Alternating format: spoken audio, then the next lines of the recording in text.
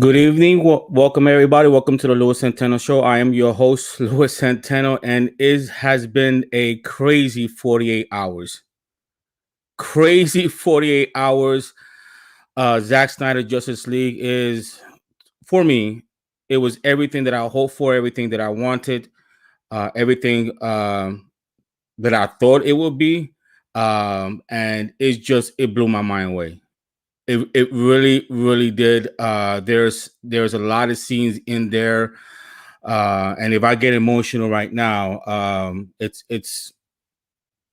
as a dad that has two daughters and being raised by a single mom, and that scene with Cyborg, it really touched me. It really impacted me. So we're gonna dive deep into that. That, oh my gosh, I believe that performance by Ray Fisher, and this is my opinion only. If that does not get him Oscar consideration, then I don't know what. That the way he portrays Cyborg, it has never been done before, and it resonated with me. It still resonates with me. It connected with me in such a way that, oh my gosh, I've already seen the Snyder Cut 4 times. 4 times. I purposely asked off on Friday and I'm off on Monday, and it's just, I woke up this morning, I watched Man of Steel, then I watched BVS, and then I just finished literally like 15 minutes ago, finished watching the Snyder Cut. It is awesome. So now we're going to be talking about Zack Snyder Justice. This will be a spoiler stream. If you have not seen the Snyder Cut, then I advise you not to watch later after you watched it. If you have seen it, we're going to talk about a lot of things. So my first guest I want to bring in, he's actually the managing director of Cinema Blend and the co-host of the Real Blend, and also the author of the release of the Snyder Cut book that is out there, that you could get in, Mr. Sean O'Connell. Now, Sean, please tell the audience that we did not plan this out. I see that you have a Batman shirt. I have a Superman shirt. Folks, we did not plan this out. No, I've had this shirt on all day. Well, first of all, Sean, I want to thank you for joining me. And I want to get this out of the way. People have no idea. When you come on stream, you actually helping out their YouTube channel. You're actually promoting the book. You're actually promoting the movie. It takes a lot of you, and I thank you for taking a few minutes of your time to join me on my show.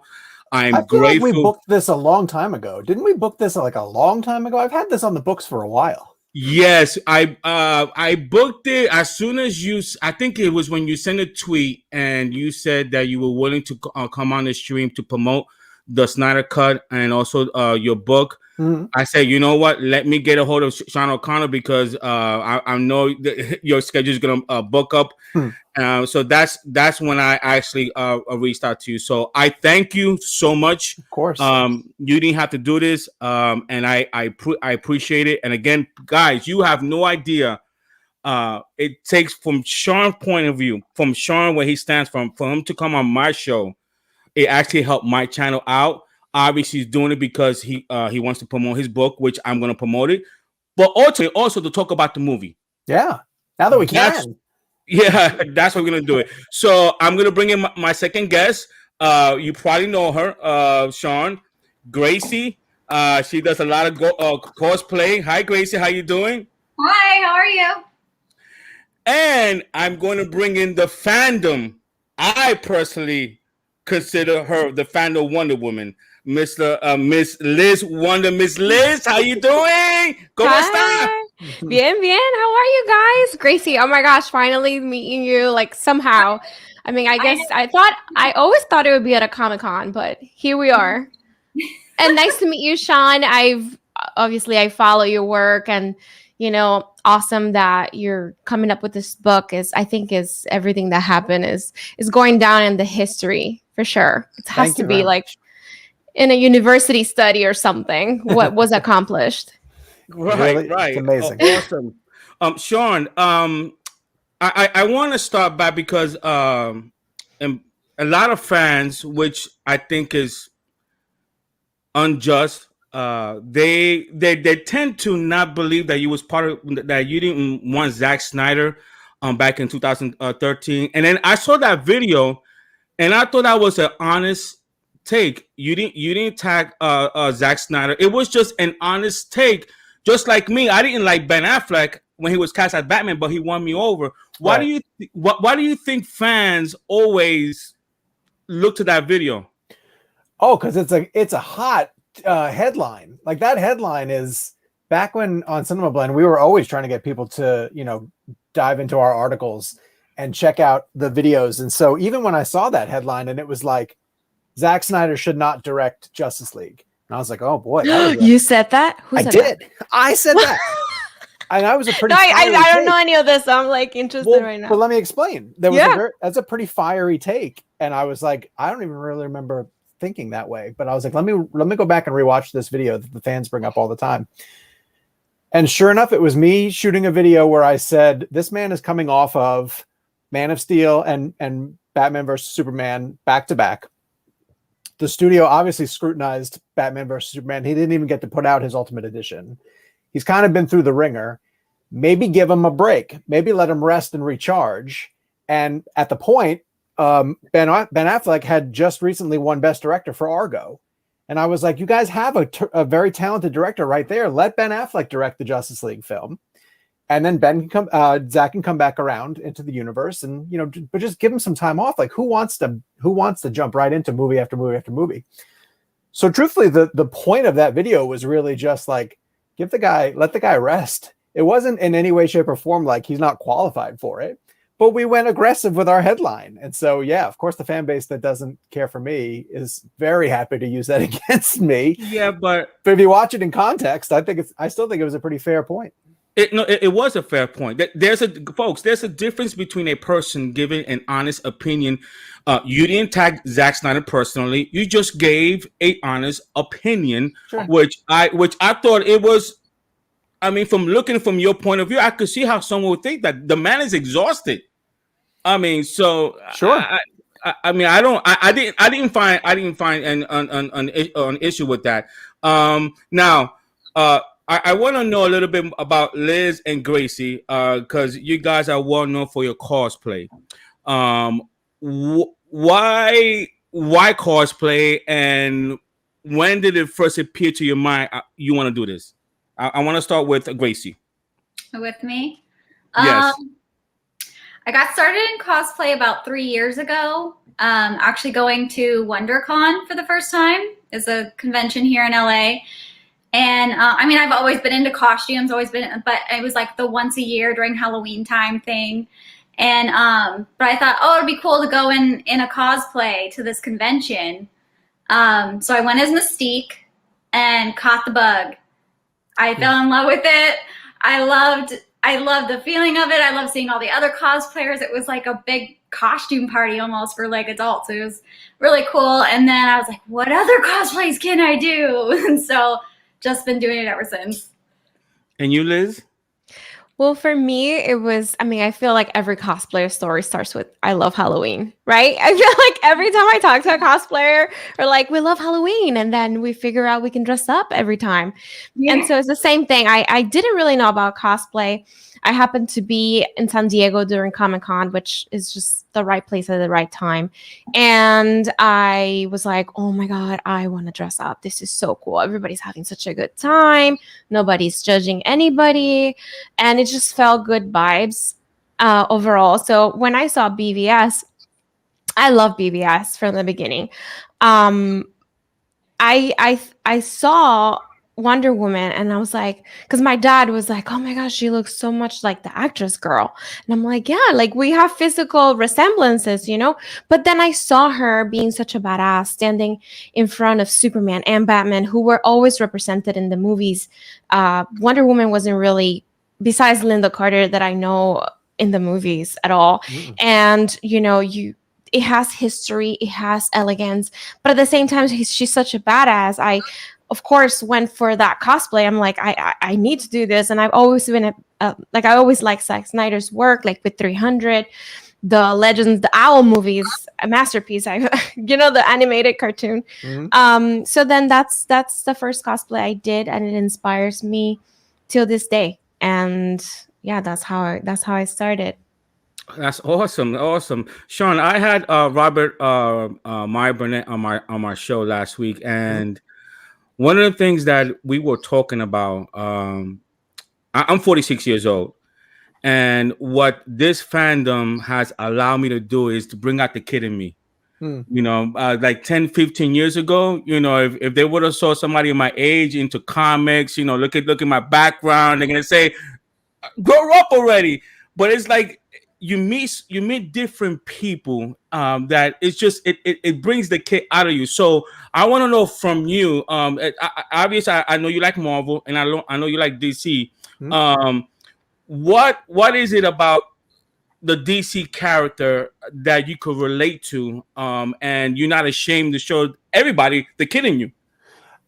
Comic book love is so prevalent nowadays, that there's no hiding it anymore. Like it's truly not that the geeks have like inherited the earth sort of thing, but I think pop culture has really come around, and I'm sure the ladies agree with this as well too, that like it's cool and celebrated to get behind whatever your passion is. And even, talking about the story that I wrote, like if you're not into the DC fandom, like whatever your fandom is, you could connect to the idea of wanting to push it and to fight for it and to defend whatever it is that you adore.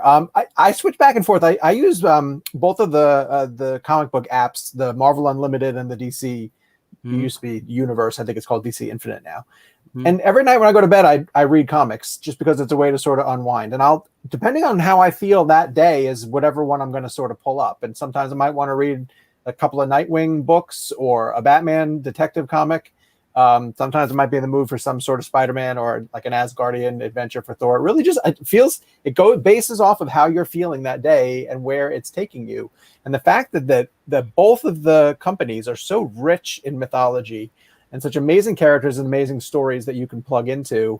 I mean, when people talk about the fact that the comic book genre is not that far off from, old mythology that people have passed down from generation to generation, like I think that there's truth to that. I think that there's just fantastic stories that fans can embrace and continually revisit. And I don't think that has anything to do with age. I think that love what you love and pick up and read what you want to read.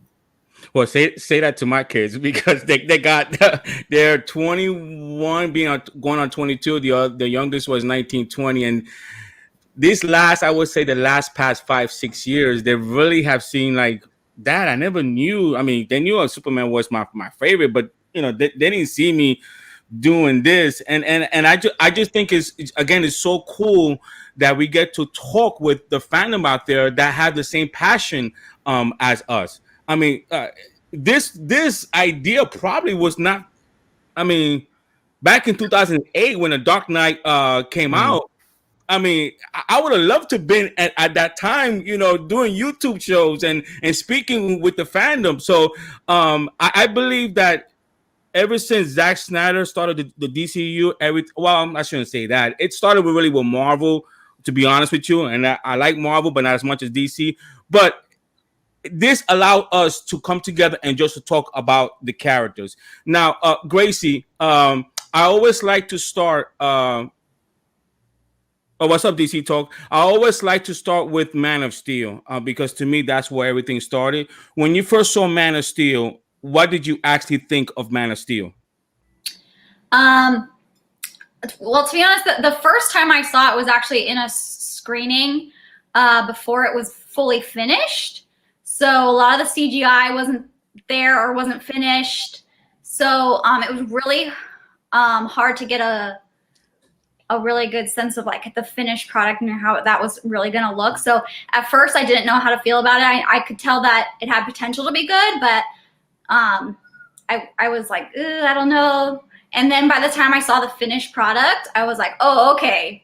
Wow. That's, that's much better. So yeah. Okay, and you, Liz?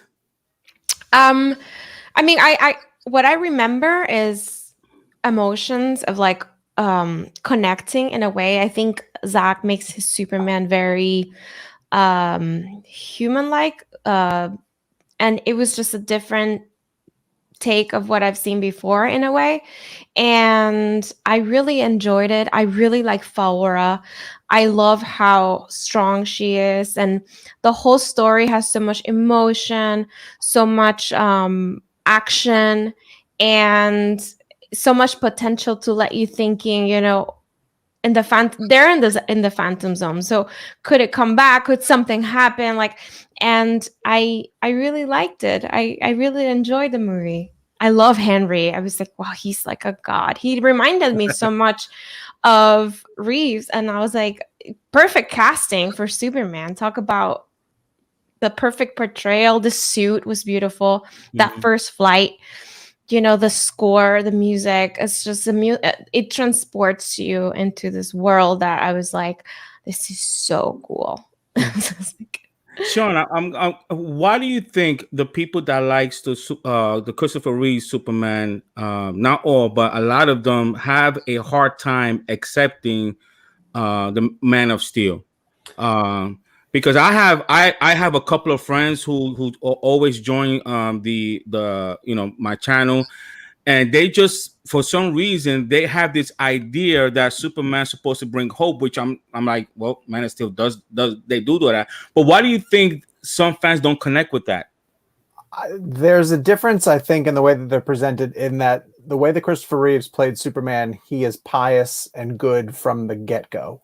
Like from his first steps, he's a representation of all that is, like you said, sort of hopeful and opportunistic in our world. And with the way that Zack approached it, it was a Superman who was still trying to figure out his role. And I think that that's more interesting. But it's jarring the first time that you watch it, because you're not used to Superman being somebody who questions what he should be doing. And the way that Zack sort of balanced the morality of what would Superman be like if he was on our planet. Like, I think that that's a really fascinating conversation that a lot of fans weren't ready for, myself included. I wasn't ready for it necessarily when I watched it the first time through. Yeah, I mean, he's supposed to be this ideal that we hold, and a lot of that's in Man of Steel. You know, like, you should be an ideal for them to strive to. But I think most of us want him to, like, arrive in that way, you know. And Zack was wise enough to say that, like, no, it's a journey for him as well too. Whereas, you know, the way that Christopher Reeve was, or the way that Richard Donner portrayed him, he was the Boy Scout from the very beginning, and so it's a different take, and it's a fresh take, and it's one that I've really grown to appreciate and adore. But I can absolutely see why people who grew up on those initial, you know, because when you went to a comic book movie back in the 80s and 90s, you wanted your villains, it was very clear cut, white and black, you know, like good and bad. And Man of Steel from the very beginning, like, I had a conversation with somebody where we did a running commentary for Man of Steel just a couple of weeks ago. And we were in the final 30 minutes of the movie, and my friend was like, you can make a case in this movie that Zod's right. Like, Zod is just trying to fight for Krypton. Yeah. You know, he was born to, that was his purpose. His sole purpose was, you know, how they have every embryo is meant to do something, and his sole purpose was that. He didn't know anything else. He's just, no matter what Superman will do, he's like, I'm not going to stop. No matter what.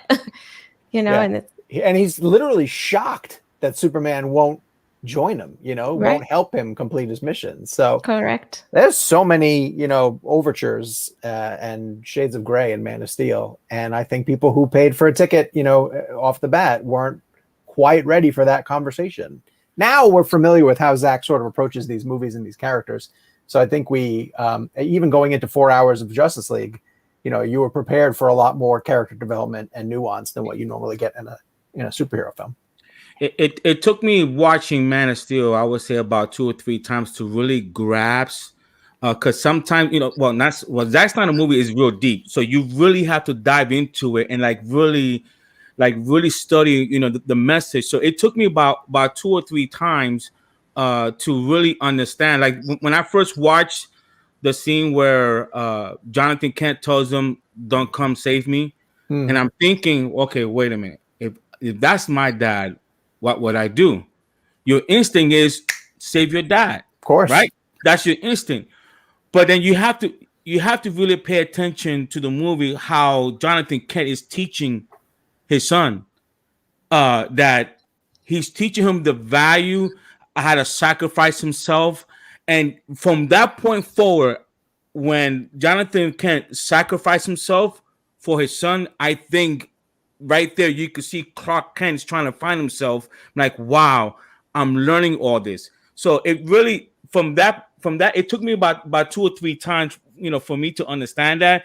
Then obvious, at the end, where we see he has a choice, and I've seen Superman kill before, but I guess it was the way that he did it that a lot of people were uncomfortable with it. Did you have a problem the way he ended General Zod's life? I did at the time. Yeah, I've come around on it. I more understand it now, Right. but I thought it was a super aggressive choice at the time. But I get it. Now I get it. But again, it was just jarring. It was jarring the way that he approached it originally. And what about you, Gracie? When you saw that, because I'm a big Superman fan, so that right there, I was like, huh, and I'm like, I've never seen that before. So I guess we never seen that part before. So how did you feel when you saw that scene? I mean, it was kind of shocking, but at the same time, I could see where they were going with it, and especially now, like looking back, and I think it all makes sense to what he was going for. And I mean, at the time, especially for most people I know, I think it was like shocking, like, but yeah, now looking back, I think it was good. And you, Liz? I think it was great. I kind of like, because I mean, Faora said it herself, a good death is its own reward. And I'm like, you went down there fighting, someone of your own kind. And like, you said it to him, I'm not going to stop. Like, basically you said, he didn't say kill me, but he said, if you don't kill me, I'm not going to stop. So it's kind of like and I love how he was about to kill that family, that Earth family. And it's just put this ethical, like, it's his new world, his new home. And what other way to prove, that he belongs on Earth, this is where he's from, then Wow. It's like he's last of his kind. He's like, I'm going to give you a good reward death because it's the only way this is going to work. And I understood that at the beginning. It was just like, it was a beautiful movie. And the more I watched it too, I was like, oh, so cool. That's why I love Faora so much. And I think it's important. Her role is really important to understand Kryptonian processing and how they wear very military, these people, the militia. I don't know what they are. What do you call them? I forget. My English is so bad. Zod and Faora, they wear soldiers, just to be honest. But the one to take over, it's like a militia. Oh, militants, like a militant, kind of. Mm-hmm. Yeah, I mean, you definitely could say that, or someone. I think ideologist, maybe. I mean, I get what you're saying, and I don't know. My English sometimes is so crappy. I'm like trying to explain something. I'm like, no te preocupe. We got Boricua here, Latino. Sean, when I make this point with people that has a problem with Man of Steel and Superman actually killing, I don't think this talks enough. You remember Superman 2? You remember the end scene, right? Where Superman is in the crystal thing. He comes out. He knows that they already lost their power. Right. He knows that. So he gets on his knees and he squeezes General Zod's hand. He picks him up. Yeah.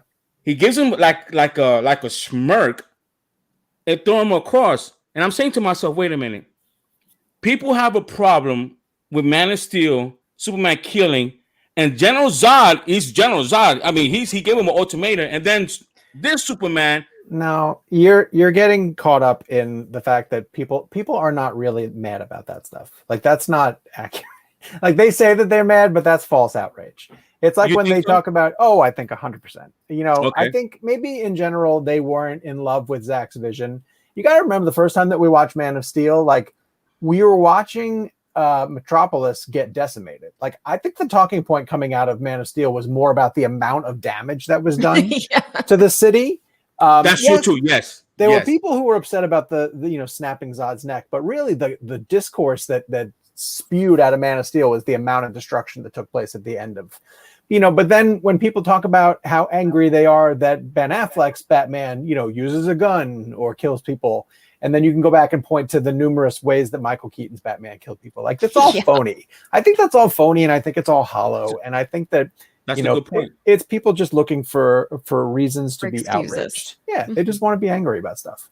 That's a great point. Now, with BVS, and don't worry, we definitely gonna get into the fandom because I'm fascinated, Sean, to know. I read half of your book.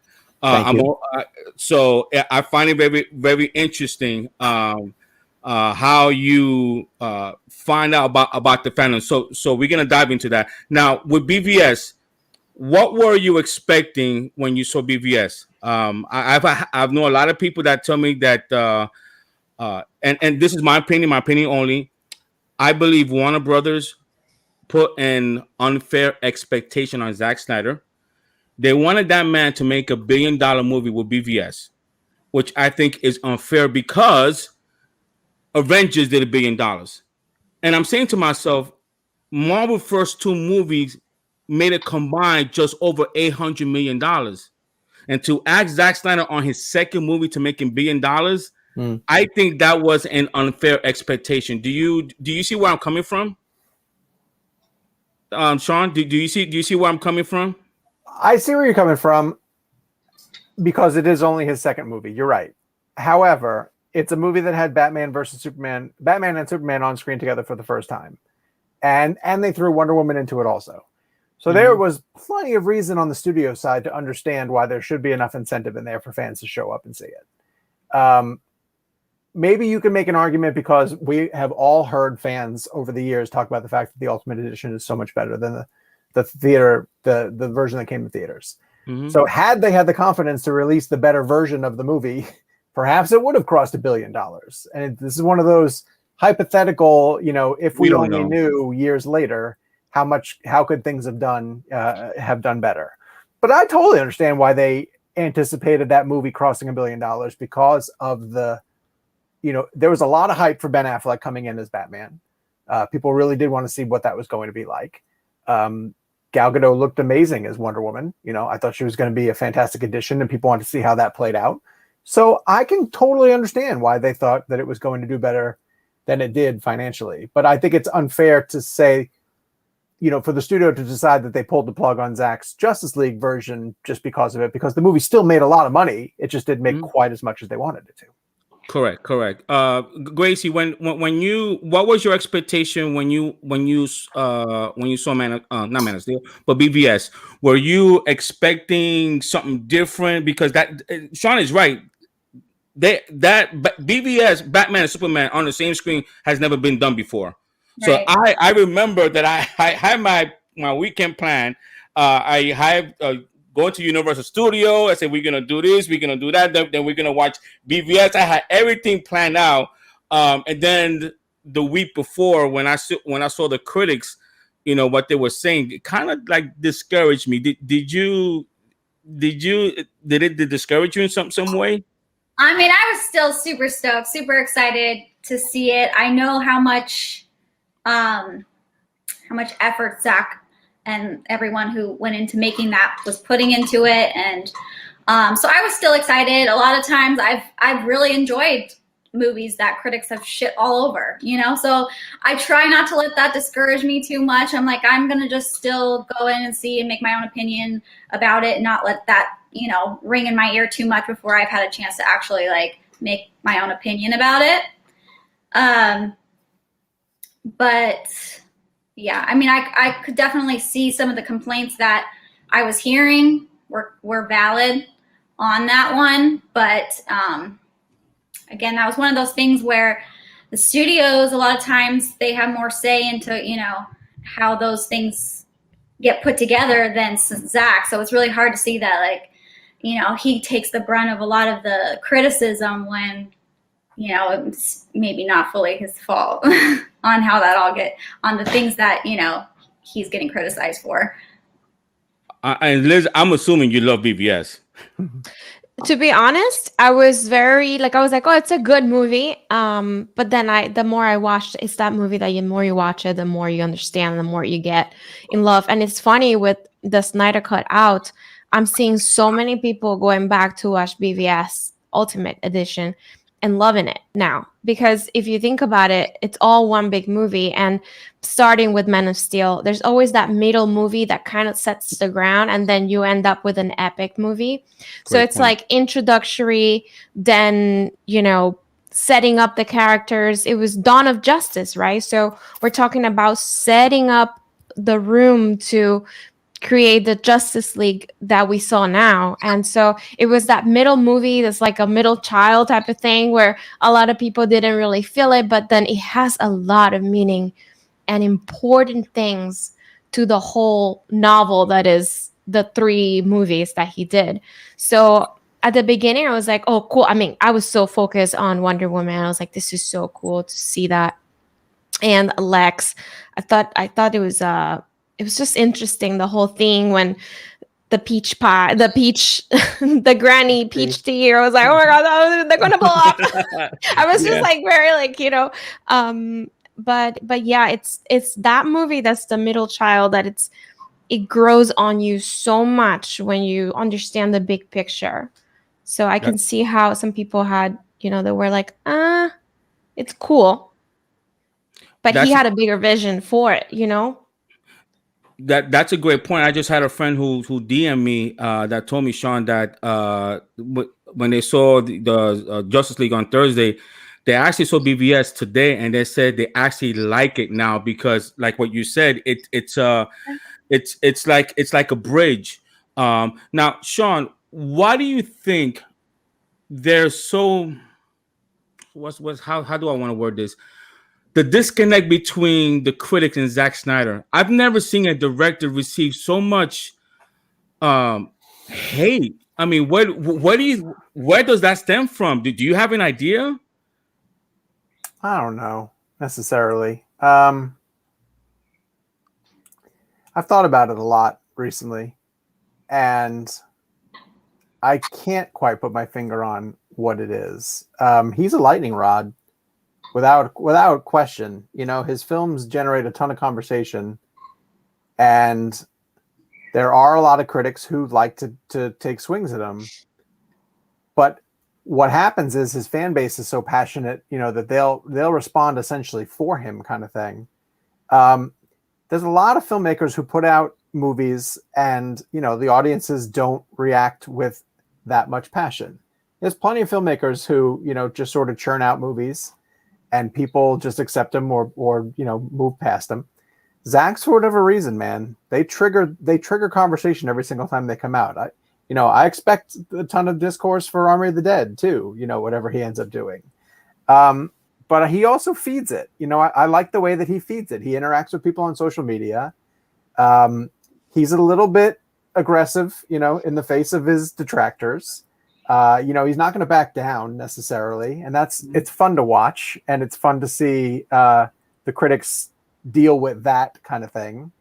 But I don't know. I'm not quite sure what it is about his aesthetic and his style and the way that he approaches films that rubs people the wrong way. But it's not everybody. That's the thing. Like, the same way that it's not, it's a toxic minority in the fan base. Like, it's a toxic minority of critics who despise Zack's work. There's plenty of people out there who still love Zack's work, who write for different media outlets, for major media outlets, and look at the reviews that Justice League is getting. And I think that there's really important critics who are keeping an open mind. I have a very close friend of mine who, has made fun of BVS to my face for years upon years. Granny's peach tea and all that stuff. He throws it back in my face. He finally watched Ultimate Edition in the new aspect ratio that they released, the one that came to iTunes the other day. And he's like, I was totally wrong. I was totally wrong. He's like, I'm so in on this movie. Like I get it now. And I think with Zack's movies, I think he reaches for bigger themes. I think he reaches for more, important storylines that you don't get right away. You kind of grow into them. And so, I think Justice League is going to be a movie that we're discussing for years upon years because it's going to change multiple times for us as we grow and evolve. And I just think some critics dismiss them right off the bat because they don't want to take the time to understand them. See, but I think there's a difference between a critic just judging his movie, which is okay. If you want to be harsh, on the movie, on how they made the movie, it's okay. But just getting into his personal life, a little private information about me. I got involved in his movement because I'm a suicide survivor. At the age of 19, and this is where that line resonates me with Ray Fisher, Cyborg, when he said he's not broken, he's not alone. Mm-hmm. At that time, I felt alone. I was a broken teenager. I felt detached from my father. And I just remember having that feeling inside, like I was not worth nobody. And I carry this scar. And this scar is a reminder of my pain, but also a reminder that I have a second chance in life.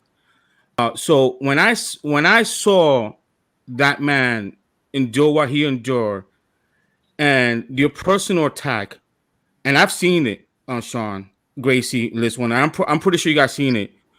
Saying that Autumn committed suicide because of her father movie. That is just cruel. That's cruel. And these are critics. These are critics. And sometimes, okay, and I'll be the first to admit it. Have I engaged in defending Zack? I have. But it's just like when you walk the life that I walk and felt the pain that I felt, and being a father of two beautiful, precious girl, I cannot imagine what that man went through. But I got to ask a question, though. Why are you giving any weight to what those critics say? Like, why are you even paying attention to what they say? It shouldn't be relevant. Well, because I feel like the need that I need to speak up, because there's someone out there that is watching it. There's someone out there that feels alone. There's someone out there that looks up to Zack Snyder. There's someone out there that is an Autumn that feel like they don't have a voice. So when I speak up, I'm speaking about against those critics, and basically put them on a spotlight. Hey, what is it that you're doing? You should be ashamed of yourself. So I know what you're saying, because what you're saying is that when we speak about them, we give them power. We give them Well, and I don't think you're going to change their minds, unfortunately. Like, I just don't, I've tried a couple of times to swing people back in another direction. And, maybe I'm losing faith in getting them to be able to change their minds. But I've kind of come to the realization that they're not worth fighting with. Like, I'd rather celebrate all the good that's happening than give them the oxygen for their negativity. I respect that, and I respect your opinion, but I just wanted to tell you that, because I know sometimes you see my tweet, and I just wanted to tell you personally why I feel the way I feel. And sometimes when you speak with the person, you could have a better understanding. Why I defend Zack so much is because it resonates with me. Now I want to go in to that scene, with the Cyborg scene. When you saw that scene, what were you thinking at that particular time? I'm gonna start with Liz. That scene when he has a decision to make, go with his parents, or that particular line, like, I'm not broken, I'm not alone. I mean, that really, it still impact me. I mean, yeah. I think the first time I saw it was a trailer, if I'm not mistaken, because I seen it before the movie, and I was like, wow, that's such a strong message. All these people in the Justice League are people that are broken, people that were alone. We have Wonder Woman, who was, she can't come back home. She lost the love of her life. She's casted away. You have Superman. He's dead, but basically Superman is an alien, didn't feel like he belonged. You have Batman, who lost his parents, has never loved anyone, romantically. He's just focused on BBS. You can see that anger come out. You have Flash, who lost his mother, whose dad is in jail, and then you have Aquaman, who has been, dealing with abandonment issues and, not accepting who he is. And then you have Cyborg, who lost his mother because his father wasn't there. He blames his father the whole time. And basically, all these people together make each other better. So that line impacted me, not because of just Cyborg, but because of all of them. So the Justice League kind of brings a family into these broken people. And I think it's a beautiful message. I think it's the fandom. I think there's a lot of broken us that we've come together and healed and just experienced, me through cosplay, other people through making a YouTube channel, other people just putting all their effort into fighting for the movement. And I think it's the meaning, and that's why Zack calls it the heart of the movie, because that line summarizes everything, in my opinion. What do you think, Grace, of that line? Because I still get it because that's how I felt when I was 19. I felt broken. Mm-hmm. I felt alone. And I just think right now with the power of social media and letting people know, who has that mental, health issue, let them know that you're not alone. It's okay to feel, the way you want to feel. Just don't be ashamed to reach out for help. And I think it's just it still gets to me. Sorry, I'm getting a little emotional. No, it sent chills down my spine when the first time I heard it. And I think that that was such a powerful line, because I think that's something that can resonate with almost everyone. Everyone has felt a little broken, a little bit alone at some point in time in their life. And I feel like having that reminder there and such a powerful statement was a beautiful thing. And especially coming from him, I loved what he did with Cyborg. I feel like that was such a game changer. From the first movie to the next, on the difference in what they did with Cyborg was amazing. I was like, wow. I mean, I was so excited, but also at the same time, a part of me was getting a little bit angry. I was like, why did they screw him over so badly in the first Lord movie? knows. He's such an amazing character in this cut. Lord knows why they cut him off. Sean, when did you actually first find out about a Snyder Cut? Like the fact that it actually existed? Yes. I mean, I guess the first time that I fully believed it was when Zack shared the photographs of the film canisters. Okay. I probably believed it prior to that, because I always believed that he shot enough footage to put his own version together. Right. But when he showed the film canisters, that made me think of the fact that he legitimately had it, and was pushing to get to a version that we were going to get a chance to see. That felt like the first step towards this becoming a reality. Right. And when did you first find out about the movement? Because I first found out about, I think it was prior, I want to say 2018, prior to Comic-Con. When did you actually find out about the movement? The movement in particular, I guess it was July 2019 when they were in San Diego for Comic-Con. Mm-hmm. But I mean, prior to that, you'd heard the hashtag release the Snyder Cut and people calling for the release of the Snyder Cut on social media. I mean, we cover this. We were on Vero getting posts that Zack was sharing. Right.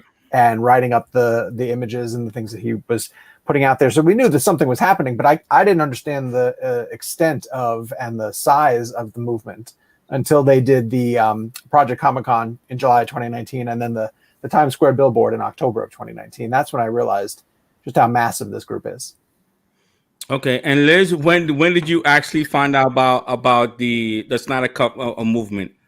Because I mean, it's a shame that, like you said, Sean, there are always a few toxic fans. I mean, you could definitely find it in Star Wars fan. You definitely could find it in Marvel fan. There's toxicity in every fandom, and it's a shame that the 5% or 4% or whatever percent it is overtakes the majority of the good that the fandom did. But when did you actually find out about the fandom, Liz?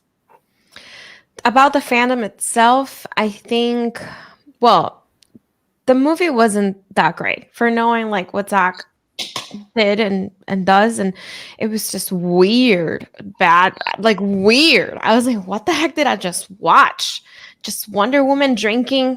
That right there gave me, it's nothing against drinking. I mean, I drink beer, but I'm saying like BVS made so many points into her denying the drinks and no thank you and putting away the champagne and then this she's just straight up like Batman gives her whiskey, and it's just a weird chaotic movie. And I was like, what the heck did I just watch? I mean, I didn't like it. And you start Googling things and you find out, the director left because his daughter committed suicide and this and that. And then I think it was 2 years ago, more or less, maybe a little more, that I was able to come out the release of Snyder Cut and learn a little bit more. Also, I got to shoot with Clay Enos 2 years ago. Okay. And I was able to be like, oh, wow, the Snyder Cut. And yeah, there's a Snyder Cut. Why wouldn't I believe the person that was there? And I mean, Zack said there is a cut. It exists. I mean, I believe it. Like, why not? And I think I'm a big believer in standing up for things that, like, I join any movement that it's to be fair. Like, I'm into the Ayer cut now. That's my next project, because I think, if you have a director that has a vision and created a movie, I think I'm Cuban. Okay. I come from communist Cuba, where pretty much the government doesn't allow you to do certain things. And to me, telling me you're not able to do this and taking it away from you brings me flashbacks of like, what? This is the country of freedom. Like, this guy needs his movie out. And I start fighting for it just because personally, I feel very connected to that. I don't know if I'm making sense. No, you make perfect sense. But it's the trauma I have of like, I can't believe this was done. And like, he needs to get his version out there. Like, there's no other way to put it. And I started fighting for it through cosplay. Every cosplay I put, I was like, and I got called so many things. I never talk about the amount of bullying I used to get, but I don't care. But it's nasty out there. Like, F you doppelganger, like a bunch of people are just like being really rude about, shut up, it doesn't exist, he sucks. And it's like, I've gotten attacked, like big time attacked for it. And, you just fight for what is right. There's a lot of bullies out there. There is. Wow. I'm so sorry. No, I mean, it sucks. I'm sure, Gracie, I mean, I'm sure you've dealt with things like this. And oh, yeah.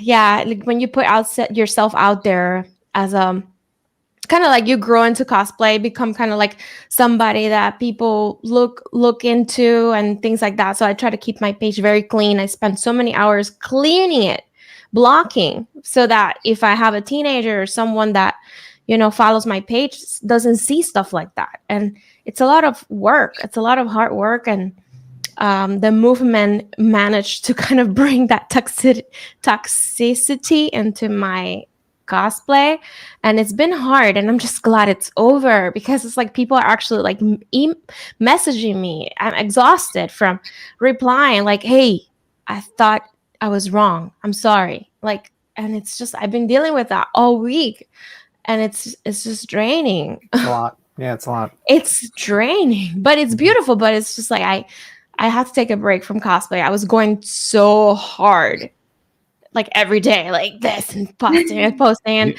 I have a newborn baby. She's 9 months, and Oh my I'm not God. saying, it's been, and COVID, it's just been very difficult. And I do a photo shoot, and I have pictures for like a month, and I tried to What's her play with name? that. Her name is Diana. Diana. I'm a creeper. Of course. Of course. Why would it be Diana? That's so cute. Sean, when you first saw Justice League, did you know something was off right away? I mean, you besides the Henry Cavill mustache gate. It wasn't even the face. It was the Batman and the criminal on the rooftop. Like, that looked like it was shot in the early 80s. Like, everything about it felt wrong. And I think that the song choice over the credits was bad. And the homeless man with the "I tried" sign, like, none of it made sense. It's beyond the fact that it didn't feel like a Zack Snyder film. It didn't feel like a film that was worthy of being released by a major studio. And so really my heart broke for the people who, because, I am more of a Marvel fan. And so, like, I would anticipate the Avengers movies, to see all those characters that I love together. But I knew how much the DC fans were dying to see their DC fans together in the first live action Justice League. And when I thought about, just in the grand scheme of things, in the big picture, that this is the movie that they were being given, like, here's your first shot at a Justice League movie, I was heartbroken because it was so awful. It was so awful. It was unacceptable. Well, yeah. Gracie, did you know right away something was off? Well, yes. I mean, that whole time, I don't even know what to say about all that. Yeah. So, I felt really bad about how everything went down, and everything with Autumn, and I had the privilege of getting to know her. I got to meet her once, and so when all that happened, very shocking. And then for them to just turn that movie into something else completely, and to watch that, it was a little bit I don't know, disappointing. But then when this movement started to get his cut shown, I felt very passionate about that, and having that be shown. I mean, I get that for the studio, that it's a business. It's all about making money and everything like that. But they did hire him to do the job and to begin with. So, I felt like they owed it to him, especially after everything that happened, to be able to show how he intended the movie to be shown, and especially for the fans to get to experience how he originally intended for that movie to be, and how that story was supposed to go. So I was really, really just elated to have that finally come to fruition, and everything to come together, and all the fans to finally get to see it, and could cry, honestly. Sean, now I have the book here. We all know, well, at least I know, besides the Charlotte Hornets, who are a big surprise this year, and you got to admit, my Knicks too, they're doing okay. What made you? Because I know you touched a little bit about it in this book, but what actually motivated you to write this book? I couldn't stop thinking about the story. I really was thinking about it on a day-to-day basis because around the time that I started it, which was July of 2019, the movement was doing a lot to really ramp up their push. This was Project Comic-Con. This was the Times Square billboard. This was flying a plane over Burbank. This was the trending event, of November. And so I was reporting on so much of that stuff. And then at the same time, going back and figuring out what had happened, and then talking to the people in the movement, I just couldn't shake the story. Honestly, I was so caught up in what the movement was trying to accomplish. I was figuring out their motivations and learning more about their push for mental health and suicide prevention, and was truly moved, by that as being a motivator. And I love the genre. I love the comic book movie genre, and so to be able to take a deeper dive into what happened behind the scenes on Zack's movie and this push to get it released, it's a story that I wanted to tell. I really felt like it needed to be told. I think what the fan base and what the movement was accomplishing was so significant and unprecedented that I wanted that story to be documented. And so then it just became like a race the clock kind of thing, because so much was happening. And it was really then when it became, the fact that the cut is coming, it was like, all right, let's try to land this plane as quickly as we can, because, the story's coming to a bit of a close. There's been so much stuff that has even happened from the time that I've turned the manuscript in on the book, that I wish I could have touched on a lot more stuff, but I'm thrilled that the book ends with the movie getting released. Well, yeah. I don't know why people have an issue. I actually don't. I mean, even if you did it for money, it doesn't bother me, to be honest with you, because anyway, you writing this book, putting the time coming on shows, you're not even getting paid for it. So those people that said that you did it for money don't understand how it works. It really shocked me. I'm like, wait a minute. Even if you did it for the money, for me, what I look for, did you write an honest book?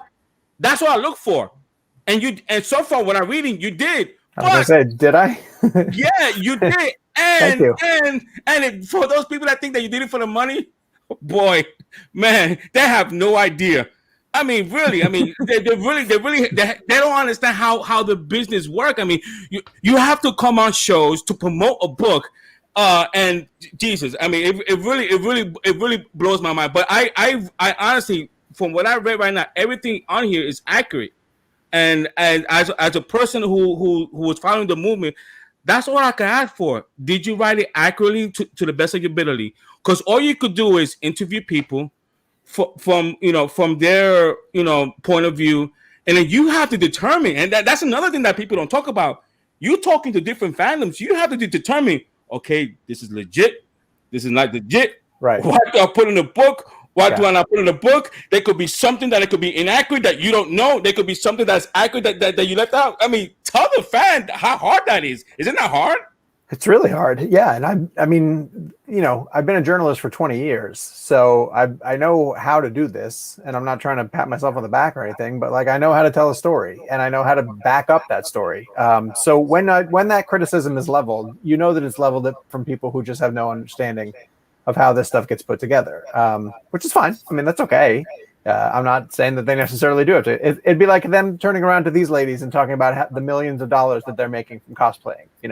Like you and you're only in it. Wish they would. You're only in it for the money, I'm sure, right? You're just rolling in dough. Of course, they don't understand. They have no clue. And it's exhausting. Like Liz was talking about this. Like, it's exhausting to interact with that. Like. And Lewis, maybe that's why when I said to you, like, I don't even like to give that type of those type of statements any kind of weight, because if you stop for a minute and just think about them, like, they're ludicrous, So you shouldn't let. But those are the comments, of course, that you do let bother you. You do they get through, and you listen to them. And when you're laying in bed trying to fall asleep, you're like, oh, that person said this thing. Am I just gonna? And you want to try to forget it, and it's hard to do. But yeah, yeah, exactly. But it's right. Yes, I wanted to make sure that I told the fair and balanced side of the story, and that meant talking to as many different people as I could.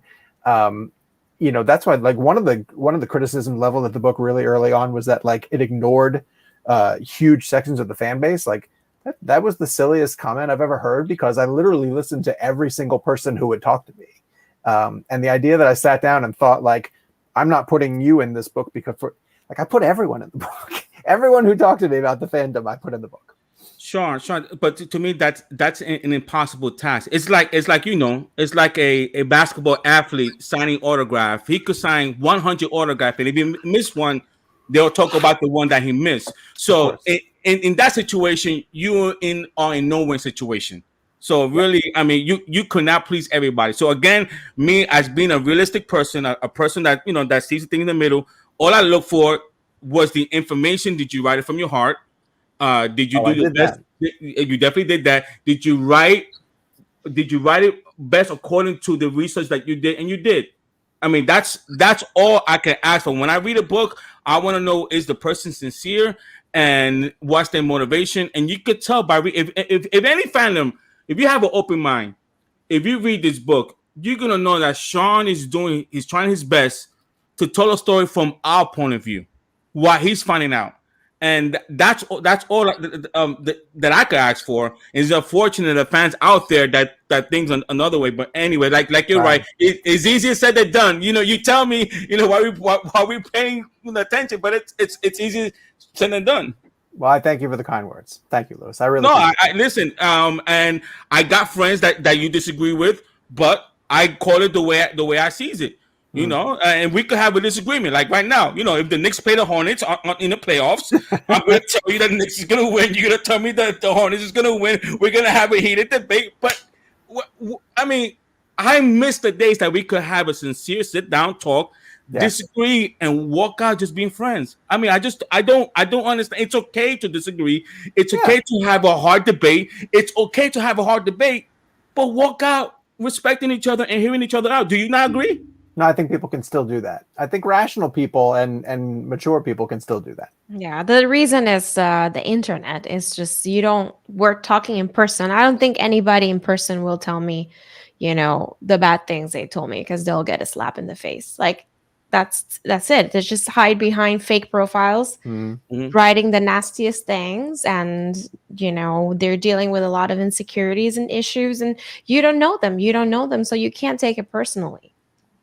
That's true. Now, I do want to be conscious of Sean time. So, Sean, I've been asking everybody this question.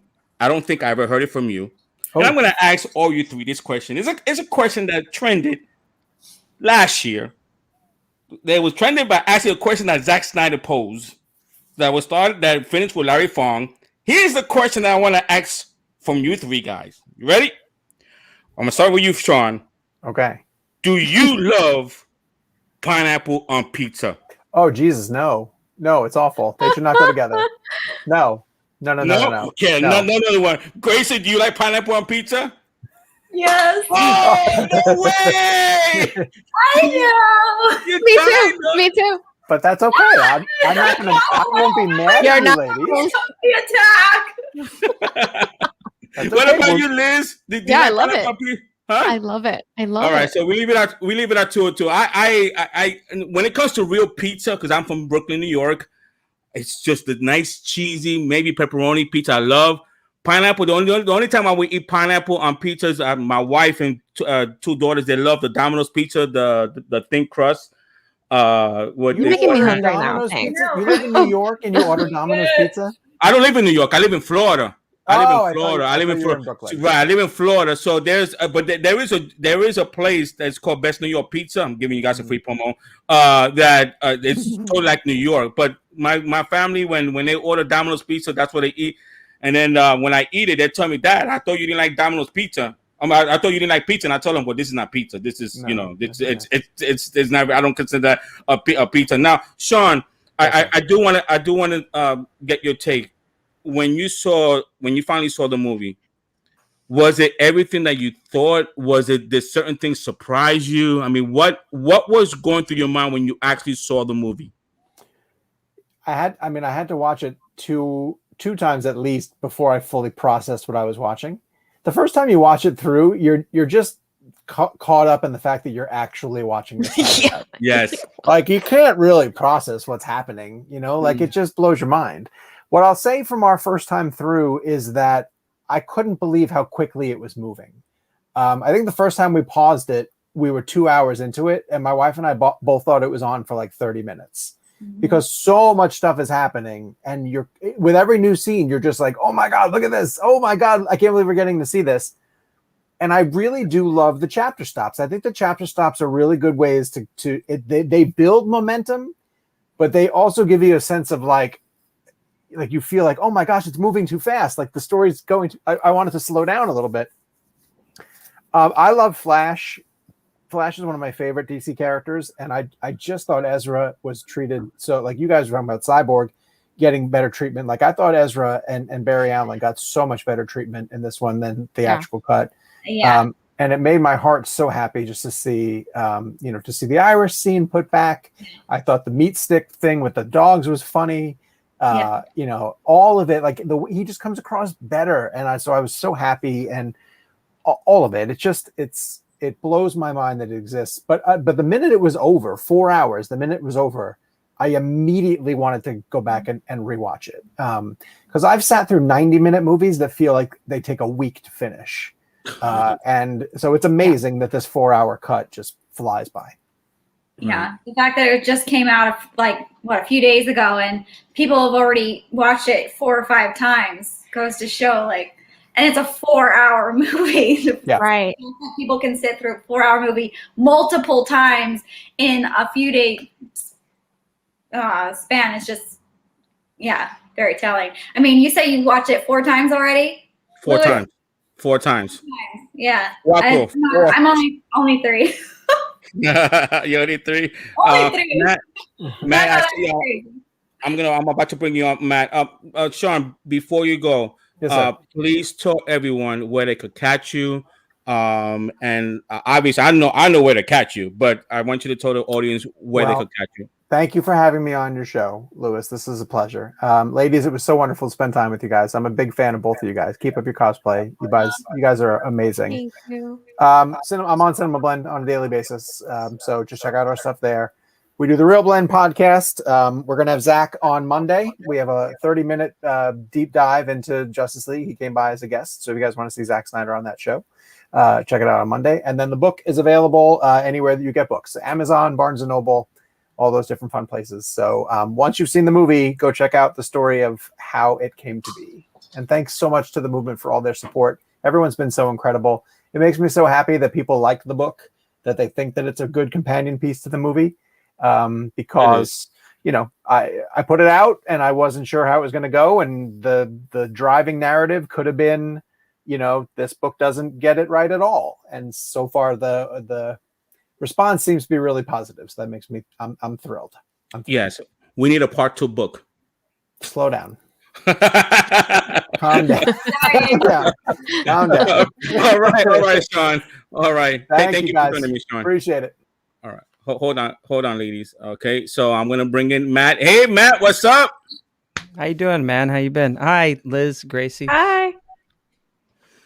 Oh, it's been a crazy 48 hours. Has it been 48 hours? I lost count. Yes. It doesn't feel like it for me because I watched it. I'm not sure if you heard that. I watched it actually 4 times already. And it seems like the more I watch it, the more little stuff I've learned. Now, I you guys still have a few minutes, Gracie and Liz. You guys have okay. I know, Liz, you definitely are new mommy, so I don't want to keep you too long. Yes, no worries. From congratulations. Thank you so much. Congratulations. That's awesome. Thank you. Now, when you saw Gracie, when you saw the actual movie, I know I touched on it a little bit, and I was consumed by this cliffhanger. It really consumed. I was thinking, what this cliffhanger could be. I initially thought it was going to end on a happy note.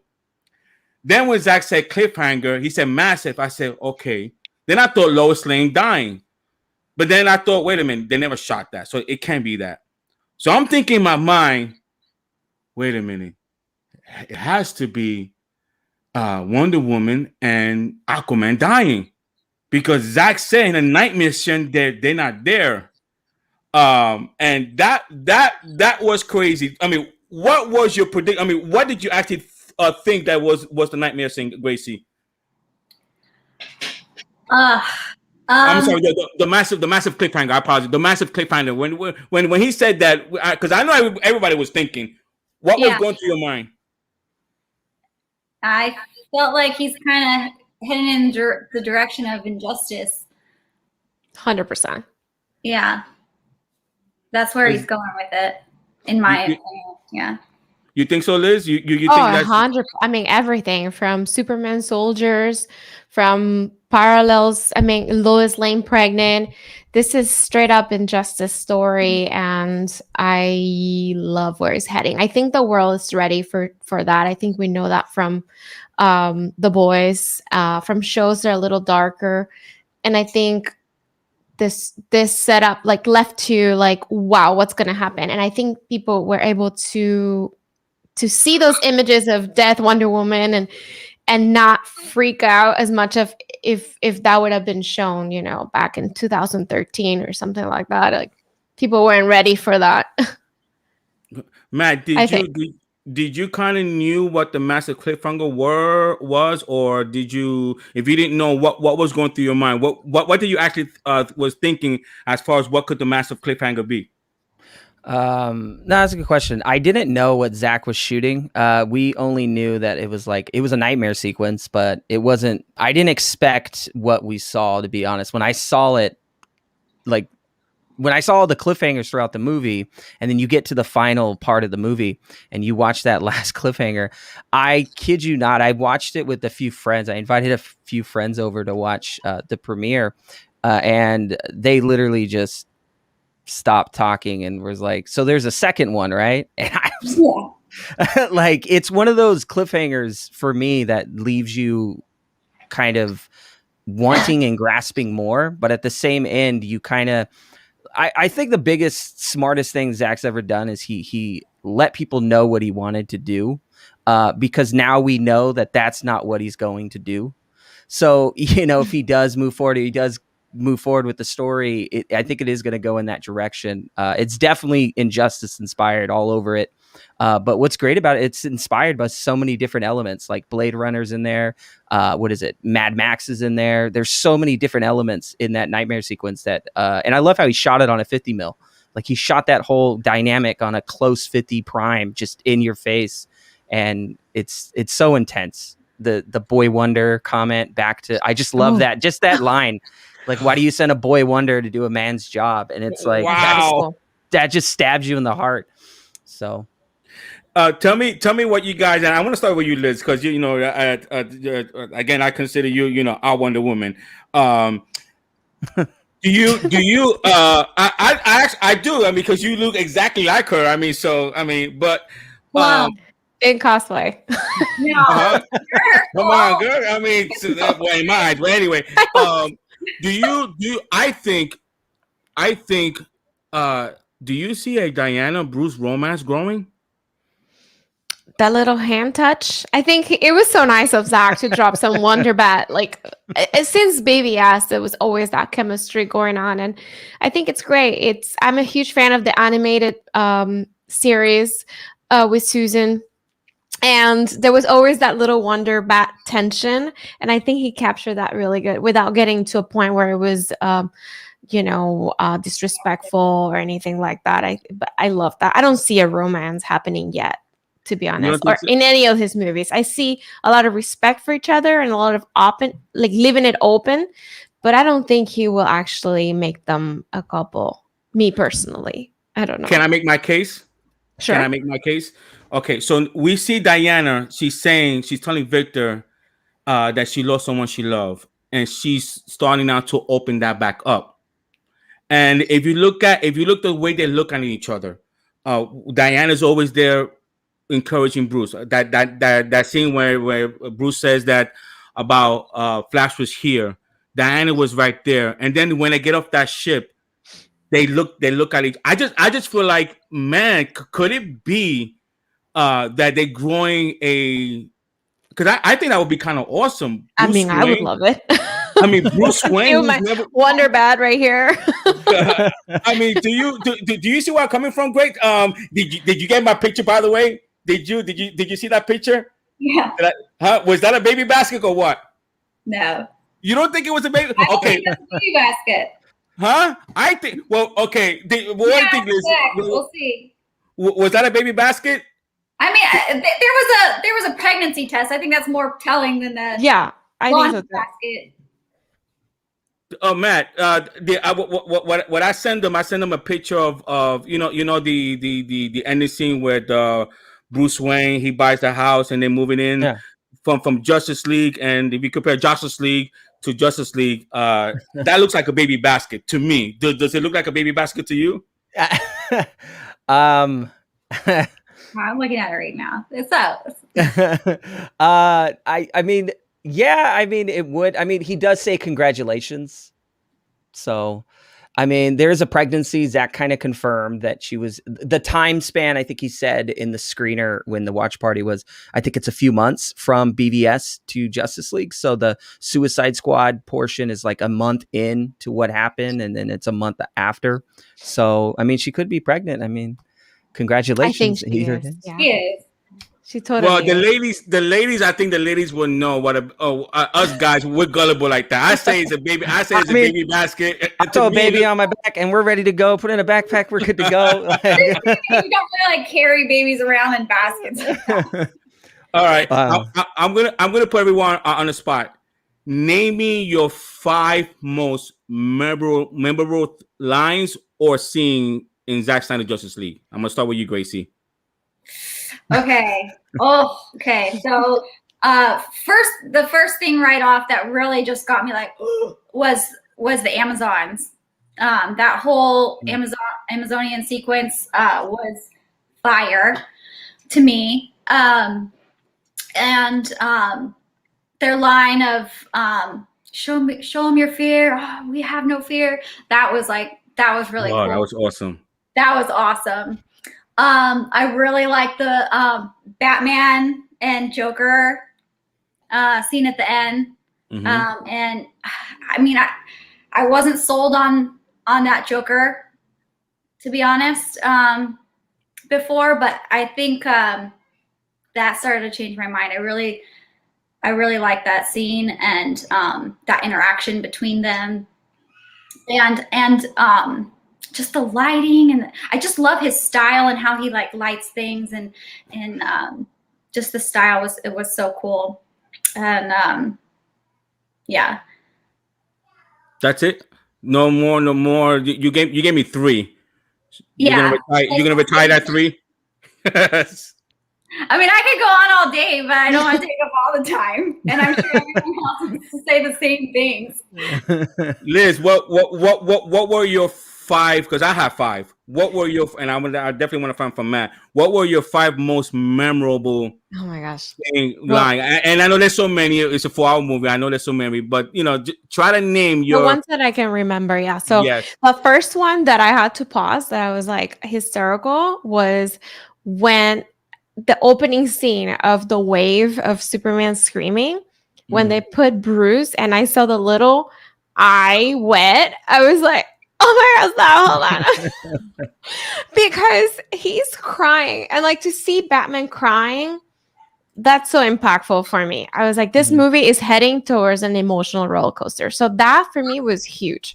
And it was so beautifully done, those waves, how it hit every three locations of the mother box, that I was like also mixed up with the feeling of, I can't believe they took this off. This is so important to set the tone of how the heck did it happen, The second one, I loved the Wonder Woman scene in the bank, or the whatever. I don't even know where they were. Where in the building, the building, in a really pretty building. Yeah. The scene of her talking to the little girl after just killing people, because she totally destroyed that guy. You see the hat flying, and it was like, those guys are okay, like Zack says in the little meme that they have. But then she goes down to this little girl and she's like, you can be anything. It's such a like Diana Wonder Woman contrast. I was like, this is beautiful. This is exactly what she stands for. So that was one that I got chills. And I really like the Flash and Batman. It's like very competitive ice dancing. I was like cracking up. I can't believe how funny they were. And it was just like very refreshing, because it's so emotional. And then you have that I was so looking forward to see Flash. Then another one, I mean, I love Cyborg.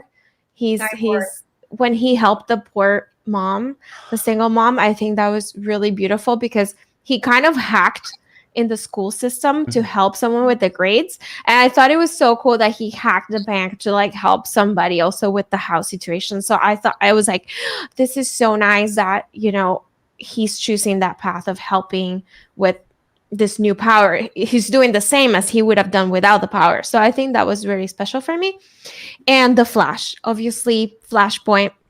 I can't believe. And I heard that Geoff Johns was like in the studio and stuff when Zack was there. And to me, it's surreal that they took away Flash with his Flashpoint and not the running to take time and like that was such a beautiful scene. And the message that he said, Dad, I want you to know your kid was the best. I was just like, it was done so beautifully that those are my top 5, I would say that. And I said Geoff John because he made Flashpoint movie. I'm like this makes no sense that they took away all of this. You're right. Like how? Why? And I start crying because I was like, you know, you don't care about the fans, period. I was so disappointed. And you, Matt, what were your first? I mean, again, there's I'm sure we could find 100. I mean, we probably could. I don't want to, because they all said really good ones. She took a couple of mine. So I think I'm trying to process some more because you both took some good ones. I think the first one for me was the introduction to Flash, where he meets Iris, and then it plays the song by, I think it's Rose Beats, the Song of Siren, and then he comes in, and that melody with him, like, it shows you how careful he is because he knows his power, and he knows that if he touches something, he can disintegrate it, he can rip it apart, destroy it, because he's not like familiar with it yet.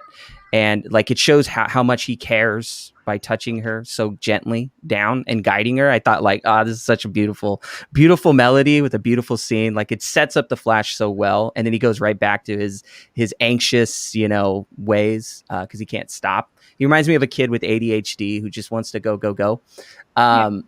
Matt, and you know what? To your point, Matt, because my wife, she's now starting to get into the comic book, but she asked me, she goes, "Why is it going so slow?" And I'm telling her, I said, "But remember, that's from Flash point of view. Everybody sees it as quick, but from his point of view, it's slow motion." Mm-hmm. You understand? So I'm trying to tell her that that's from his point of view, and she actually thought that was cute too. To your point, Matt. She and you know what? When she saw that, she go, "Oh." It was like when he was the dog was licking him. Remember when the dog was licking him? There's something about the dogs and the ladies, like it's like that was so. She found that so touchy, but that's a great point. Yes, the Flash point.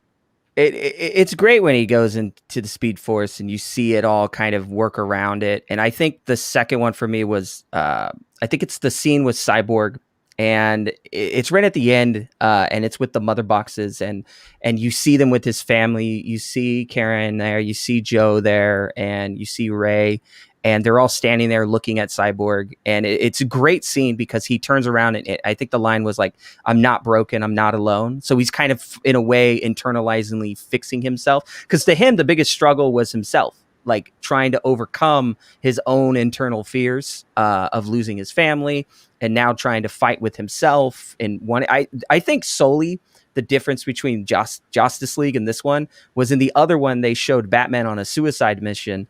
I think on this one, they were showing Ray more, his character as Cyborg, more on an internal mission. And he didn't care if he was going to live or die. He was okay if the mother boxes would have killed him. And I think that's great, because he said he wasn't alone. And then he calls for Superman, and Superman's there with like that. He's there, and he helps him. Now, doesn't even ask who he is, doesn't even care. He's there. And I'm like, it's such, it's gut wrenching. And I think the third one, Aquaman, when Aquaman, saves him from the ocean. And I just love the shot. He's just standing there with the ocean, and you're hearing the song play, and you got the other melody. I love the music. I think can we pick music as a choice? Because I'm focused on music here. Yes. Because the music, and what's great about it is every song that you see with one of the heroes, there's like a hymn to it. there's a mythological hymn that kind of follows that character. And I think that's awesome. I think that's great that Zack was able to incorporate mythology through song through each character. And that's like something you don't see in every comic book movie. It's like overlooked. It's overshadowed by something else. You know, the shots with Batman at the end with Joker, I think Gracie said it too. There's something about those shots I love. Oh, and the Superman shot. Superman, when he has the black suit and the first time we see him do his flight again, I think when he goes up to the sky, it shows you, and every comic book fan knows, you don't have to tell us that the black suit regenerates him. You could just see it now. Yeah. You know, you could see that shot just absorb him, and it's you know, Apollo, you know, you're looking at the god Apollo at that shot, and you're seeing him with his arms stretched out, almost godlike, and it's like that right there is true comic book mythology filmmaking if we're moving into that realm. But yeah, I think that's kind of where I was kind of at. Mine's were the Superman, the opening Superman scene. That right there is telling us how what to expect, how the mother box you know were wakened, and obviously you see from Lois Lane perspective, you know what she was looking at from Batman point of view, from Wonder Woman point of view. I thought that was just a tremendous shot. The fourth one was how Batman was trying to recruit Aquaman, and you could tell that Aquaman has trust issues, that he's a loner, and basically, I'm sorry, but they had this little cartoon drawings in the old one, and I was like, oh yes, yeah, remember that? Yeah, I couldn't figure out what those were. It took me a long time. Like it was like a little stick figure. I was like, oh my god. Yeah, and then obvious, you know, Aquaman telling Bruce Wayne so many words. Well, if Superman died next to you, then why should I join you? I mean, that's the way I took it. The third one was obvious with the mascara when Steppenwolf came there, and again, I have 2 daughters, and those are my pride and joy. I always taught my daughters that you could do anything you want, and I pushed them to go to college, and taught them that. And Matt, and I'm not sure if I don't know. For us Latinos, we always told that we can't do anything. You know, they always, you know, think that, you know, we're not smart. I'm from Brooklyn, so that's the mindset that I have. So I was teaching that to my girls. Don't ever let nobody tell you that you could be anybody you want. So when Wonder Woman said that to that little girl, you know, when my wife, when she was pregnant with my first daughter, and I remember every day that I would talk to her stomach, and I will always tell her, you're gonna be great, you're gonna do great things, you're gonna marry the right guy, you're gonna make smart decisions, you're gonna go to college, you're gonna be someone great. Every single day, I would talk to her stomach, and I would talk to my little girl, and I knew she was a little girl. I had a dream. I had a dream that she was gonna be a little girl, and and her name is Yasmin. That's the one that was type 1 diabetes. The guy diagnosed with type 1 diabetes. That's why it's so emotional to see what that girl had to endure. She's such a Wonder Woman, 21 years old, and puts me to shame.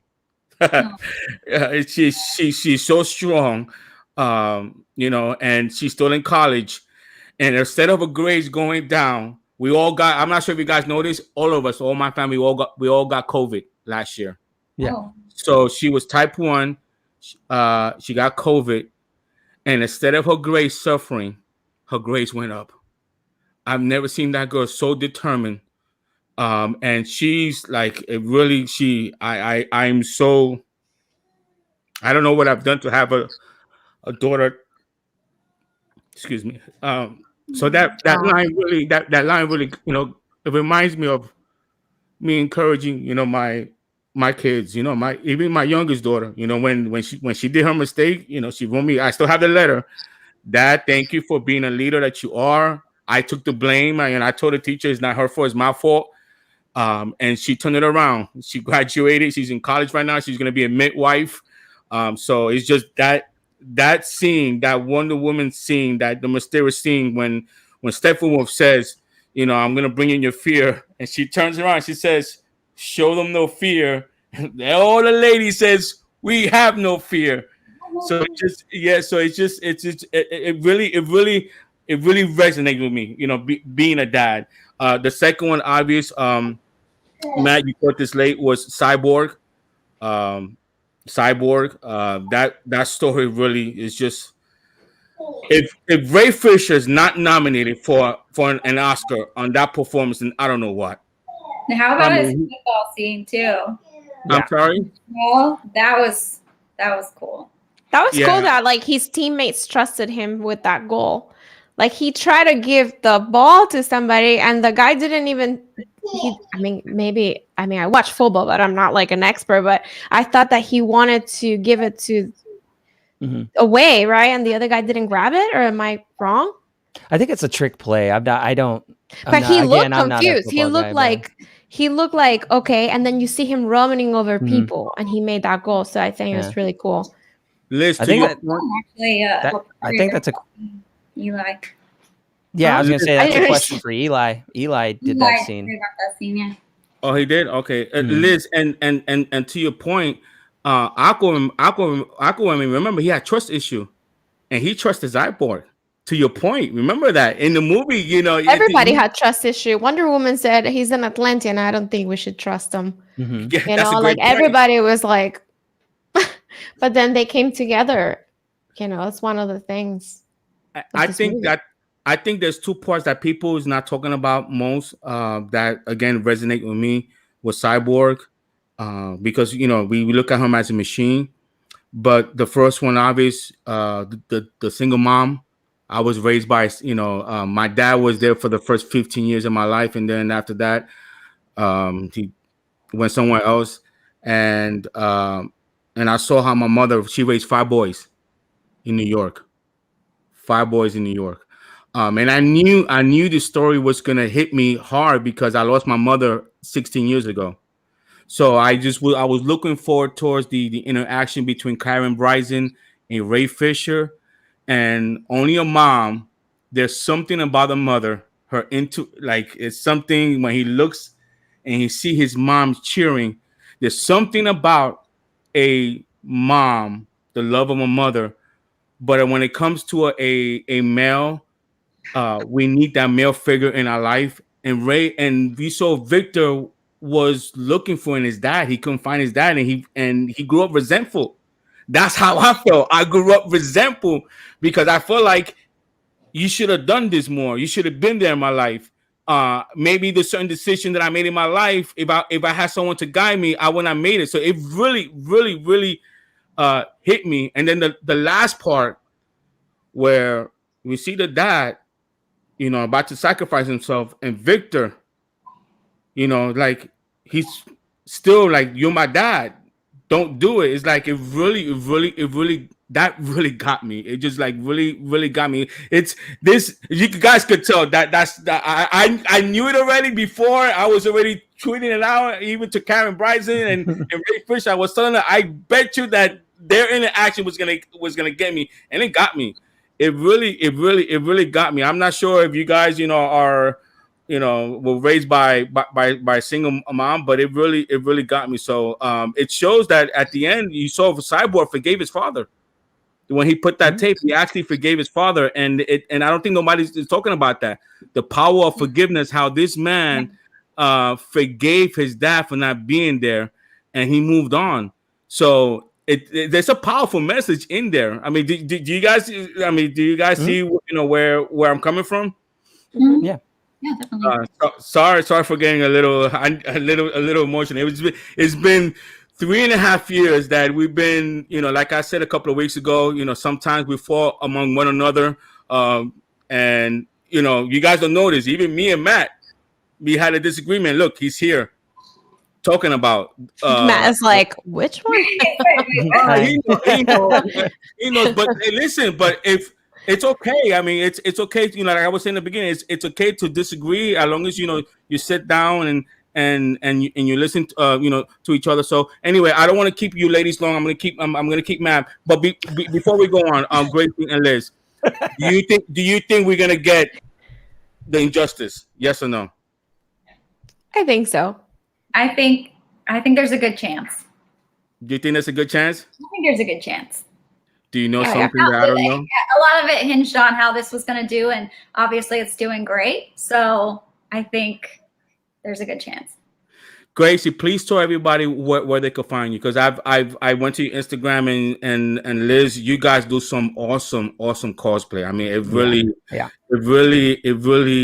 really captures, like, you could tell. I mean, you know when you see a picture, somebody just go through the motion, but looking at you guys' pictures just show me that you guys actually you guys love what you do. I mean, you do it with a passion. I mean, it's amazing. It really is. Please don't stop. It really is. But Gracie, tell everybody where they can find you. I am Gracie the Cosplay Lass on Instagram and Twitter. Yeah, so check me out. All right, Gracie, I want to thank you for coming. I really appreciate it. Guys, please give her a follow. And don't think you can mess with her, because from what I understand, she's doing what, Miss Martial Arts. Are you right? You're gonna. I saw that. Oh, okay. All right. And Miss New Mommy, how does Diana keep you awake all night? No, she sleeps. It's been a blessing, to be honest. And I'm not working right now.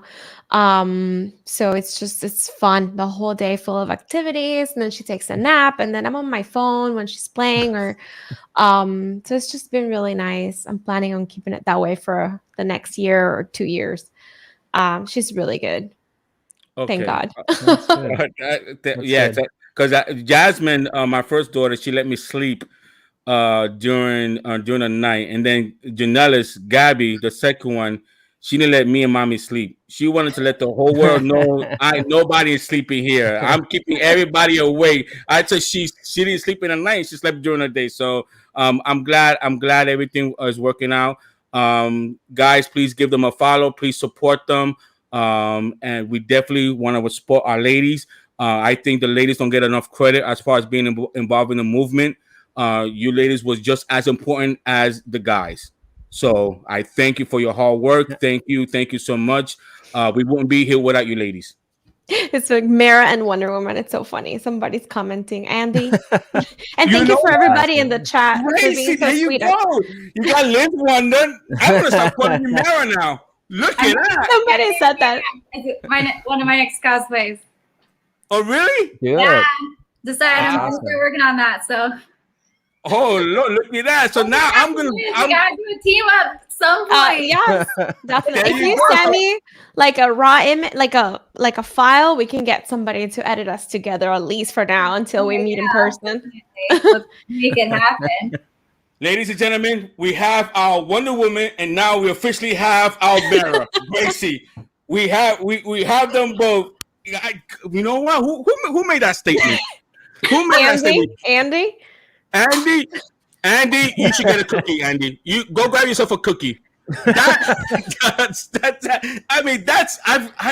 God, that's awesome.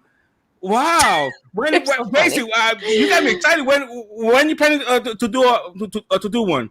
It's on. Oh my God, my cosplay list of to-dos is too long, but that's definitely made its way closer to the top. So, but that one is gonna require a lot of work. So it might take a little while, but it's coming. Look at that. Brandon Hernandez says Wonder Woman and Mara teaming up. That's right. Ladies, thank you so much. I really appreciate it. I'm a big fan of both of you guys. Thank you for joining me. You guys really helped me out coming out on my channel. I really appreciate it. Please hit me up. Anything that I could do to show you my support, I'm right here. Thank you. The same. Thank you. You too. Thank you. Bye, Matt. Take care. Bye, guys. Have fun. Thank you. Bye. There we go. Matt, you there? There you go. All right, Matt. There you go. Matt. Yeah. What did we just see? We saw Mara and Wonder Woman gonna cosplay together. We definitely saw Mara and Wonder Woman. That's for sure. These ladies are awesome. They're I mean I'm a big fan of theirs, and so my gosh, awesome. Matt, when you what were you expecting when you saw the Snyder Cut? I mean, I know I know it's 4 hours long, but I was like thinking like, wow, is it really that different? Because honestly, that's the first thing that was going through my mind. Is it really that different? And I know a lot of people, you know, like I have a friend of mine who's in Albuquerque. He says, hey, you know, I remember a lot of these scenes. So I had to educate him. I said, listen, you got to look at the dialogue. It's just not the scene, the dialogue. The dialogue is different. Just because the scene looks the same doesn't mean it's the same. What were you expecting when you first saw the Snyder Cut? I was expecting what we got, but it gave me more. Like my expectations were blown away when I watched it, to be honest, because of the I think that's the biggest misconception for people. And you know, Zack can go out there and the cast can go out there and everybody can go out there on all these channels and keep the dialogue that this movie is not the same. But it really comes down to, you have to watch it. You like gonna have it. Like if you watch 2017, you already have that then congratulations, because you walked in with the fresh eyes. So you don't. Well, let me rephrase that, man. I saw the first 15 minutes of it. That's all you needed. You only need the first 2 seconds, and you already know that this movie is not going to be good. Yeah. And I think when people have that preconceived notion that it's the same movie with the same plot and it's the same, you know, direction, the same archetype of everything, it's not, because like not even the time difference between 2 hours to 4 hours, that's not even the comparison. What the comparison sits between is they're in 2 different ballparks. They're completely, one is commercialized, 2017, and this one is like art house powerhouse. Like this is an art house film. It's an art house film wrapped as a comic book movie, wrapped as a commercial film, when it's not. It's really solely that paradigm between what Zack was giving us and what we got. And this film, the characters that have like the whole entire film's direction of every character's archetype in this film that got from one point to the other was changed over time. They can all be their own movie. They can all transfer to be its own way. When we talk about tone, or we talk about, you know, camera position, or, you know, the overall like encompassness of the scenes and how it transitions from one scene to the next, like all those things is what allows the film to be a film and allows us to visually understand the medium. When you watch 2017, you're just kind of being spoon-fed commercial product, you know, like everything felt like it was watered down and washed over, and it was very friendly for kids. I mean, even the Parademon's blood was green. You know, it made me feel like I was playing Mortal Kombat on Sega all over again, you know, and your parents come in and turn off the blood. And that's what it felt like. This one, it felt more organic. It felt more natural. It felt like even some of the line changes were so subtle that you have to actually literally go back and watch 2017 and compare them if people choose to. I don't think you should. I don't think there's any need to, because this sits by itself on a shelf in a different category compared to that one. Like that one, I think that, you know, you could just stick it in the family fun section. This one is like up on the shelf on the top. You know, you're going to have to ask the guy behind the counter to get it for you, because it's one of those films that, you know, it's going to hit you no matter how many times you watch it, or you can just put it in the middle of the movie and you're engrossed. You can watch it. I watched it 10 times. I will admit that. I watched it 10 times. I watched it back to back, and then I watched it with a friend. I watched it with my fiance. I watched it with another friend, and I watched it with Taylor from the Cultured Nerd and a few people. And it's interesting because I watched it with the friend, and we watched it in parts, but we watched it out of order, because he was like, "Well, let's watch this part, and let's watch," and I did, and the movie still works. Like if you watch, like, I think we did part 3 and then we did part 2 and then we did part 6 and then we did part 1 and we watched it out of order just for the fun of it, and it still worked. And to me that was surprising because I was like, that's a well-written film that no matter how you watch it, the story is still there.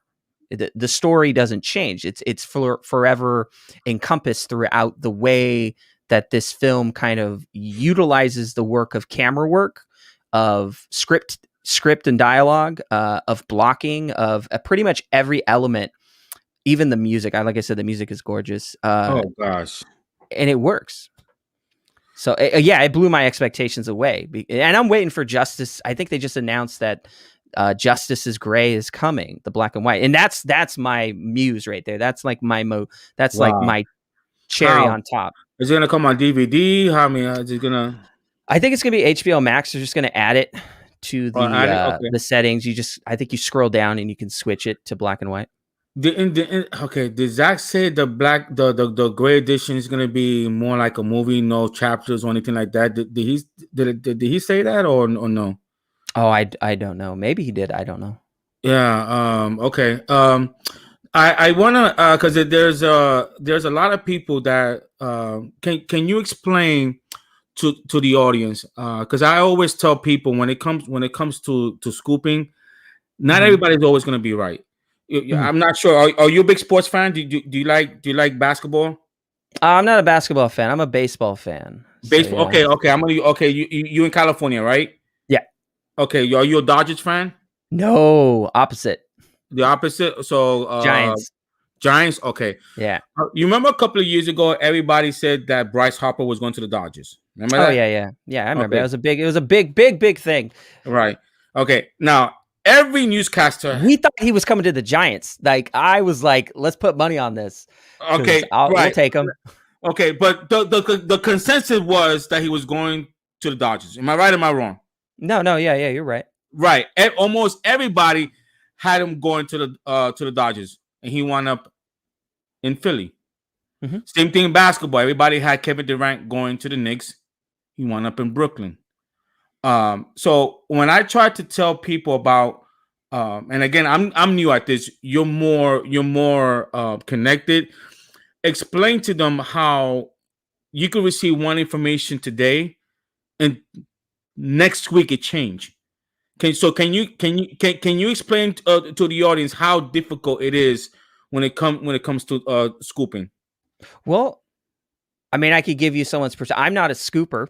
I do have, I have good friends, and I've never used my friends to give me information. But Taylor, he doesn't like to be called a scooper, but people call him that, and I guess he kind of runs with it. Right. But in terms of like the scoop game or into that business, that's a business, and I think people need to understand that. Like that's a business. Like a scooper is somebody that's going to profit from getting information and putting it out there, and there's going to be a profit made from that. There's a monetary value there. It's not something that is just put out there. That's why you have gatekeepers or people that have some of this information. Like I said, I'm not a scooper because I don't care to put out information and expect something monetary and value to come back. It's not me as a person. It's never been me. So if I hear something and I put it out, I'll just put it out. I mean, I don't even like, I don't care what, I honestly don't care what the backlash is going to be.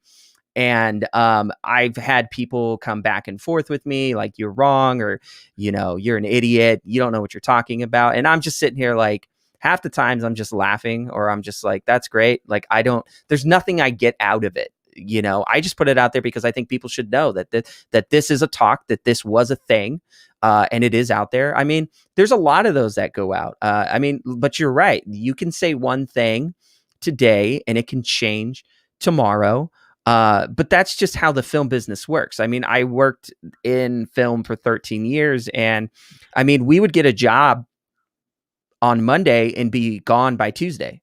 They just won't need us anymore. Or like, you're done. You guys are off the crew.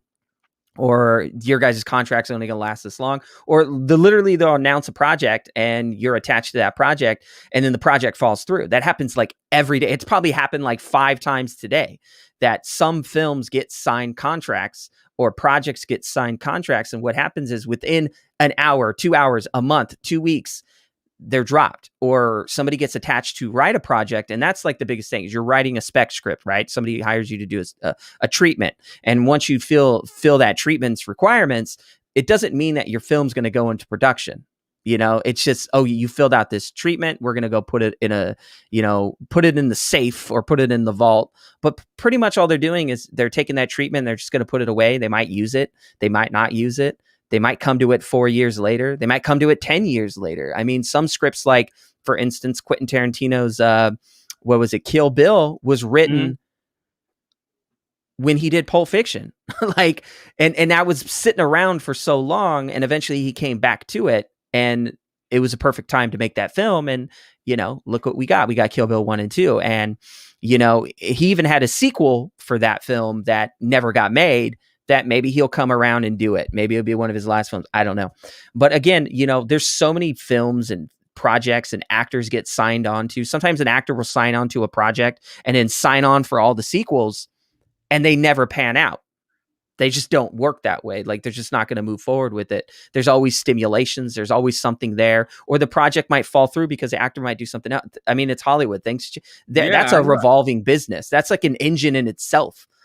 Listen, I try. Listen, I just, to me, was not worth the hate, the hassle, because I could put disclaimer, take it with a grain of salt.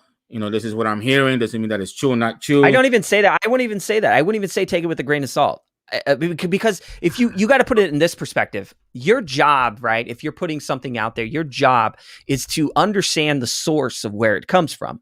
So if I, for instance, like, in my personal life, like, I'm a teacher, so my job is to deliver information about something. I'm your source, but what I'm having you do as the student is I want you to go out there and find other sources to back up your statement.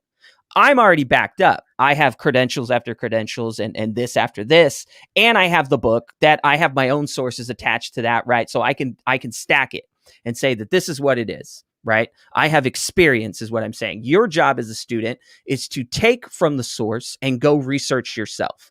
So when half the times when people hear something, for instance, you know, give or take, I don't know what it is. We'll say, I don't know. Okay, give me something. Let's use Supergirl and Injustice.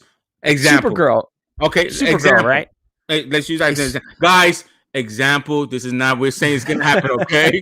Because you never know, man. With these people out there, they're like, oh, Louis and Matt from LightCast, but Louis, you know, they're saying Supergirl's gonna be there, and they're not gonna listen to us. Like, we just give it an example. Un ejemplo. Go ahead, brother. Yeah. So what's great about perfect is what's great about that. No one knew about Supergirl. Everybody can say they did, but the biggest thing about it all was Supergirl only became a thing when Ray Fisher's character was being pushed out by Warner Brothers, and they still haven't made an official statement. That's something, again, if you're researching that, you would need to get the source to say, was he pushed out? Why was he removed? Where did Supergirl come from? So if I'm let's say hypothetically, the scooper comes right and says, hey, Supergirl is going to show up in Justice League 2. Your job as a listener, as somebody that reads that information, is to, one, do I trust the source? Now, you can fact check and do credential backgrounds and say, oh, this person was right about this. He was right about this. Let's do the numbers, you know, like, oh, he's 88% correct. That's a good statistical data analysis right there. 88% correct. I think that if he's in that ballpark, I'm like, that's pretty good. He might or might not be right. Who knows? It's up to you. You take that information and then you start to do your own research, right? You go to other sources and you get that information. What I don't like and what I see a lot is they fight each other. That what they'll do is it's like, you're wrong. Now, when they start to do that, there's a monetary value there. You're taking more people away from me. You're looking like a fool because if you disagree with me, you're taking away my subscribers and my viewers and my followers, right? That's the conception, right? That's the ideology that they have. With me, it's more along the lines of, the fuck I don't care. Like at the end of the day, I'm like, I don't care if you're right. I don't care if you're wrong. Look, I'm only putting out what somebody had told me. This is where it came from. Now it's out there. It's out in the ether. People could do they could do what they want with it. And if it comes out to be true, then fuck it. I guess the person that told me was right. That's what typically half the time Taylor gets. Taylor filters out majority of the things that he says on the show. So when Taylor gets something, he'll literally run it by me. Should I say this? And I'll literally be the voice of reason with him, and we'll voice and back each other and be like, maybe not. If you say that, you're going to get sticklers coming after you, right? Mm-hmm. And half the times I've tried personally to get other people on the show to voice their sources as well. And that was always something that we've wanted to do, is to get people on the show to voice what they've heard. If you're a scooper, if you want to go with that, come on the show, tell us what you know. We'll talk about it, and, we'll see where it's coming from. And maybe we as a community can digest this information and help people that are out there that just want to know this information understand where it's coming from. Maybe this person heard it from this person, and there it is, and a lot of the times, people will pay for scoops. They'll pay top dollar. I'm talking top dollar. I've seen some shit, Matt, dude. You want to hear something? I'm gonna send you. I'll send you a screenshot, because I don't want you to think I'm misleading you about. No. About I'd say like 2 years ago. I think it's like that was the 19. Somebody randomly DM me, and they said they'll pay me for a scoop, and I was like, why would you pay me for a scoop? So I'm like, why would you do that? And I'm like, okay, so, and I'm saying to myself, this cannot be credible, because again, listen, I don't know, I'm not deep involved, like I don't know how the business work, but I'm saying to myself, I literally could probably charge this guy $100, give him a scoop, and he probably will pay me. No, it happens all the time. Yeah, so that right there, I didn't feel comfortable doing it, because number one, I'm not doing it for money. I have a daytime job. I got a family. You probably heard my story. I got 2 little girls. I'm not gonna waste my time, going back and forth when I have a life. Now I do this because I like it. I do this because I like comic books. Like I said, his Zack Snyder story impacted me. While he went through what the man endured, losing his daughter, and him taking the high road, not publicly say anything when he could have. When when a lot of these critics went after him personally, so that what really impacted me. So that's why I started doing this. And also I feel like okay, I'm gonna back up what I say. If I'm saying I'm hearing something, I'm gonna do a show. Now, if I was lying, would I do a show so everybody could see my face, Matt? No, you wouldn't. I mean, unless you had a complex, an egotistical complex problem that you just like people looking at you as you talk, or you like soapboxes. But you typically wouldn't do that. No rational-minded person would actually do that. Right. So I'm doing a show, because I'm like, number one, my main thing is to talk to people about movies, and talk again. I look at my show as like a talk show host, that we could talk about rumors, and this is the fun part, Matt. That me and you, we could sit down, we could talk about rumors. Like for example, we don't know when the Anime Shady video, we don't know when it was shot. That could have been done 3 months ago, 4 months ago, 6. We don't know. Nobody doesn't know. We don't know that. Do you see what I'm saying? No, you're right. And this is something I want to put out there, is because I don't say this too often. And when I do say this, sometimes people don't hear it. And when when information comes out, right, to go to scoopers, when something they say is leaked, like, oh, this got out or this got out, how would you have that information? 99% of the time it comes from the studio that's giving it to a scooper that owns a blog site to put it out there. Because they want they want to test the market. And what they do too, people got to understand, you got to lead it back to the source, follow the trail, right? It goes right back to the source of money. Can we make a monetary value off this? Will people be attracted to a black Superman, or would people be attracted to, say, Matt, I don't know? Can you please say that again? Because this is what this is what I was trying to explain people, and you're doing it better than me. So when, for example, let's just say Warner Brothers sees my show and say, I'm going to give this guy information. I'm going to give him and people look at me as a scooper. Okay, the people outside don't know the information I'm giving, like what you just said. We want to test the market to see how the public receive this information. Okay, so then I gotta know. For example, let's say Warner Brothers tell me, "Hey, Lewis, we're gonna release a Puerto Rican Superman. I don't know," and I give a name. Okay, that's at me as a person. I'm the one that's gonna take the hit, but also knows that I'm privy to some information. Maybe that it's like a give or take. Yeah, it is. It's a monetary market value where you can build a show, you can build a following, you can build everything that you want on that end, right? That's for somebody's social networking experience. They can have all of this, right? Sometimes when people play that game, there's a pro and con to it. The pro is you might be good at it and get some good stuff that, they're going to move forward with, or the con is you just look like a fool, right? And then I always say that maybe somebody did tell you that. Now, if you're good at it, like Taylor is not a scooper. He just repeats what he says, but he's not dumb. Like Taylor's very educated. He's very smart. He actually filters out half the things he says because it's not logical. And he'll sit there and hold on to it for months. And even if somebody else posts it, he'll go, oh, I guess it was right. Maybe I should have went with it. It is what it is.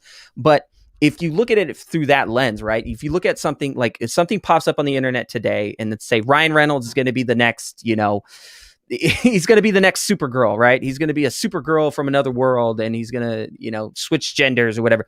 People might think you're crazy, but then when it happens, maybe the world reacts to that and says, maybe we're ready for that. Like, for instance, a black Superman. We're ready for a black Superman.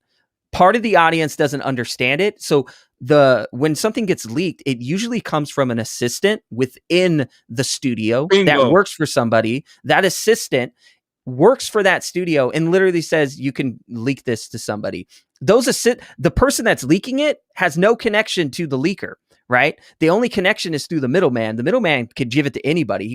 He can randomly make a burner account on Twitter or YouTube or whatever social platform, and just say, hey, I heard some information, you in for it? And then the person that's getting it is the scooper, goes, okay, let me verify you. Well, you don't need to verify me. I'll give you some information. If you want it, you can take it. If not, it's up to you. That's usually how it works, right? And from what I've gathered, most of the time, some of those people that drop that stuff, and we got some pretty heavy names, they're pretty heavily up there. I'm talking like assistants to studio executives, like assistants to major producers. And they give that information to their assistants to leak intentionally. For instance, Humberto Gonzalez, right? I'm not a fan of him. And there's a reason why I'm not a fan of him, because he profits off of makeability. And what I mean by makeability is he can make something up if he has nothing to give, but he can also put in some truth to his makeability and just make it even that much more. And he can spawn it out. So what I mean is spawn is he could take one scoop and make it 50 clicks and 50 scoops and put it out there. And he can make you go to his site and click, click, click, click, click. Oh, here's another article. Click, click, click, click, click. Oh, here's another article. Click, click. Oh, here's an update on that article. Click, click. And when you do that, and you notice that the share value on that and the clickability on that from the makeability that he made, you're making him money. You're getting him attention. You're great. You're showcasing him. You're putting him on a pedestal as much as you don't think you are, but you are. And the person that, is gatekeeping are these people that have this sociability to get these scoops and to put them out there. And what they're doing is they're halting half of the productions that you think are going to go into production, but they're going to gatekeep that by not putting out the information, or they're going to change the information and make it relevant to what they think the information should be. Even if the person, half the times they'll say the Snyder Cut was coming out because we know that they were told the Snyder Cut was coming out. They didn't put it out because they didn't want it to come out. because they have an investment with another person that is giving them more information. Why am I going to put out something like this when I know that, like, Umberto's not stupid. He's not going to go out there and say Snyder Cut doesn't exist. I mean, he did. It's a pipe dream, but he knew. You know what I mean? Like, you knew. You don't think that all these little, nobody's like internet, trolls had figured out that this movie was coming. And you're telling me that the ace guy in the hole didn't know it was coming. There is a social connectivity there, that there's a monetary value that he was trying to get. Matt, I often tell people that sometimes you don't need a scoop, you just need common sense. Yeah. This is what I don't like about Umberto. I don't begrudge no one. They want to give out information because it's up to the public to vet them. Mm-hmm. It is your job as the viewer to digest that information and research it yourself. Go look into the information. The information is there. If people saw it in 2016 up into 2019, you would have said the cut is definitely coming. It's not even a question anymore. It's definitely coming. We'll just wait for the announcement. I'm not even connected the way you guys are, and it just took common sense that like you said, we had to look at the information. Zack finished shooting his shot in 2016. So that right there, he said he shot everything. So that right there, think common sense. There's a cut that exists. He shot everything. So you don't need a scooper to tell you that. You just need common sense. When you got people who were involved in the project of Justice League, like Jay Oliva, that said, I was there, it does exist. Why argue with people that work with the project? It's like I mean, I could come out with for example, like I've always heard that Zack was let go. Okay. But if Zack Snyder tells me, no, Louis, I was not let go, I stepped down, I look like a fool arguing with the guy. Yeah. If the guy tells me he stepped down, I'm gonna stop saying that. If Zack tells me, no, I was not let go, I stepped down, I'm going to stop saying that he was let go, because the guy actually told me that. I have no way of me discrediting his information. I take him at his word. You understand? So I look like a fool doing that. So these people, all they had to do was just look at common sense. He shot something. He showed it to the studio. What exactly did he show to the studio? He showed them something, so it tells me there's a cut out there. So when Alberto Gonzalez was saying that it did not exist, that angered me, because I'm like, dude, you're purposely, like what you said, giving out false information when you know what you're saying is wrong. You know there's a cut that exists. Now, if you want to say that it's not done, like Jack Campier, that is not done, it needs some work, I'm okay with that. But saying that it does not exist is kind of this is my big lead up here. Is all this means something. So when the Snyder Cut came out, when Zack Snyder's Justice League dropped, and everybody now sees it as a massive success, because it is a massive success. We look back now and reflect on, how did we get to this point? Well, it was the people, the fans. That's what I mean by people. The fans fought for this. They proved through all the gatekeeping, through all the lies, and through all the manipulation, and through all the scatter, is they found it. Through all that false information being gatekept by the fans, the ones that truly spend the money to show up.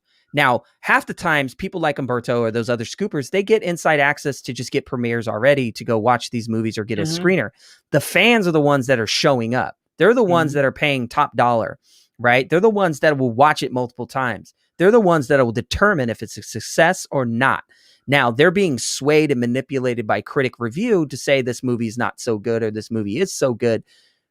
Zack Snyder's Justice League was a Pandora's box that, once it was open, it was going to show people their own faults. And they did. They showed the fallacies and the holes between the gatekeepers, the scoopers, the critics, and the mass audiences of people that really wanted it. The mass audience wants it. It's definite that they want it. Now, when you look through all that and you look at the people saying that it's not coming, or they still have an agenda behind it, those people are now being looked at by the fans, and they're going elsewhere. They're just like, why do we even care what the critics say anyway? There's already a change happening. This paradigm shift is happening. Like, it's going to shift. Film is now going to transition away from what we've perceived as a subjective view, where everything is subjective. People can have their views or their points. It is now becoming a definitive imprint on film culture that it doesn't matter what it is. Let the fans speak for what they want. We don't care about the critic. We don't care about the Rotten Tomato or the fresh or the rotten score. We're caring more now because you've lied to the fans for 3 years that this is what we want. And then when you shove it down our throat that this has great reviews or this is a good review, this film is a perfect example of, you don't even need to say that anymore. Do you like it or do you not like it? If you don't, okay, move on. If you like it, then continue. Now it's up to the fans. And now the fans kind of, in a way, have that power, but they just need to know that with that power, they need to kind of keep it consistent. It's kind of like the GameStop thing, right? You know, when GameStop stock went up and the people and the fans that supported it kept buying that stock and kept pushing that stock higher and higher from the short sale from all the other hedge funds people, and they become more successful. It's similar to that concept, and people can't get off that ride. They have to stay on that ride. And this is kind of that ride right now. Like I said, I've always used the train analogy. You're going to get in front of the train, you're going to get hit. You can jump on the train and go with it, or you can just get out of the way. Those are the only options. You can't stop the train. You just can't stop it anymore. You're going to have to choose. Yeah, I totally agree. And again, you know, for the folks that, you know, because they always ask me, why, Louis, why you don't give out information no more? Because I say to myself, I do privately. I don't feel like it's worth it. You know, I'm gonna do my show, you know, and if I feel like there's something that is credible, you know, I'm gonna say, here's what I'm hearing. It's up to you guys whether you take it or not. I'm not gonna tweet any, like, I'm not privy to the inside stuff that you guys are. You guys, and I always try to be with people. I am not as connected as these other people are. You can't compare me that has one person that I know compared to maybe Taylor that may have 6, 7, 8 people. You see what I'm saying? So I just don't feel like it's not worth my headache, because again, I'm not doing this for money. Now, do I want to build up my channel? Obvious. Who doesn't? If I'm doing this, I have a vision. I would like to, my channel to grow. But folks, I'm doing it because I have a sick child. I want to make the extra money so I'll be able to provide. So my motivation is different. You know what I mean? So, and again, sometimes people just don't read or don't listen. Like, I'll give you an example, Matthew. In 2018, okay, I forgot. I think the end of, I think it was December. I said Ben Affleck would consider coming back as Batman, but only to finish Zack's vision. Yeah. Well, people took it as, well, you said he was coming back, and I'm like, what part did you not understand when I say consider? What part is like, like people they want to understand what they want to understand. And now when Ben Affleck was announced to come in the Flash, Roberto Gonzalez said it's one and done deal. I did a show. I said, guys, forget about the scoop and forget about information. Let's think logically here, common sense. And I broke down his scoop. Okay, we know Zack Snyder said no more compromises. If there is a Justice League 2 or 3. Why would Zack Snyder bring another Batman that is not his when he publicly said that Ben Affleck is his Batman? So if we all agree that Ben loves Zack and that Ben probably will come back for Zack, then how is that information true then? That is one and done. That's that's just me thinking logically here. Am I thinking in the right way? Isn't that logical? It is a logical. I mean, pulling away, the information that people have, right? Because half of the time, 80% of the time, it's somebody's analyses, right, of the information, and people need to disassociate themselves from this person might know something, or this person is just giving you an analysis of what they think. And if you look at it from a very rational perspective, right, you look at it rationally. everybody said Ben Affleck was done, right? Everybody. He even went on Jimmy Kimmel and said that he hung up the cape. Well, he pulled the cape down because the first thing he came back for was to shoot Zack Snyder's Justice League. And during that process, you know, he's going to show up and appear. Not only appear, he's going to help write scenes and work on the project from the narrative standpoint for Batman to appear in the film. Now, it's not a cameo role. Like, you don't write a scene to put yourself in a cameo role. You're actually supporting role, right? You're going to be in the film. So he's playing Batman in the film with Michael Keaton as another Batman. So this is interesting already. Multiverse, right? Mm-hmm. What's interesting now is the Snyder Cut comes out, and I keep telling people multiverse was introduced here first. This is the multiverse. It was mentioned in this movie. It is referenced throughout a lot of the scenes in the Snyder Cut. It is in this movie. The Flash movie is next. And in the Flash movie, it's about the multiverse. So there is a connection there already, right? There's a connection. And to also have Ben Affleck in there is a connection. We already know that Ray Fisher was intended to be in this movie. And the biggest thing for me is we don't know if he's going to show up or he's not going to show up. Nobody truly knows. The only person that knows is Ray in the studio, right? And Ray put out a public statement saying that he was let go from the project. Now, you don't see that often. And I'm going to tell you that right now. No actor goes out of their way to put those things out there unless they have something. And Ray's very smart about it. He put it out there before the studio. And he did it in a way to show and highlight that there's something going on that's not right, that we don't have privy information to, that would be a very interesting conversation to have, is what is really truly going on that you can talk or not talk about.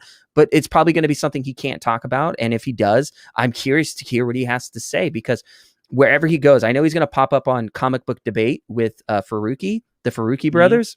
Mm-hmm. And I'm very interested to hear what he has to say, what he even has to say about the movie in general. And he's just a really good guy.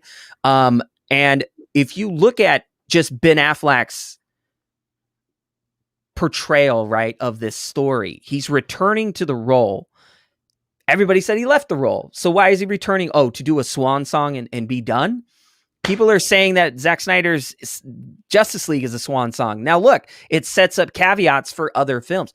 It's something that is continuous, right? Just like any comic book story, it always leaves hints to something more. And here,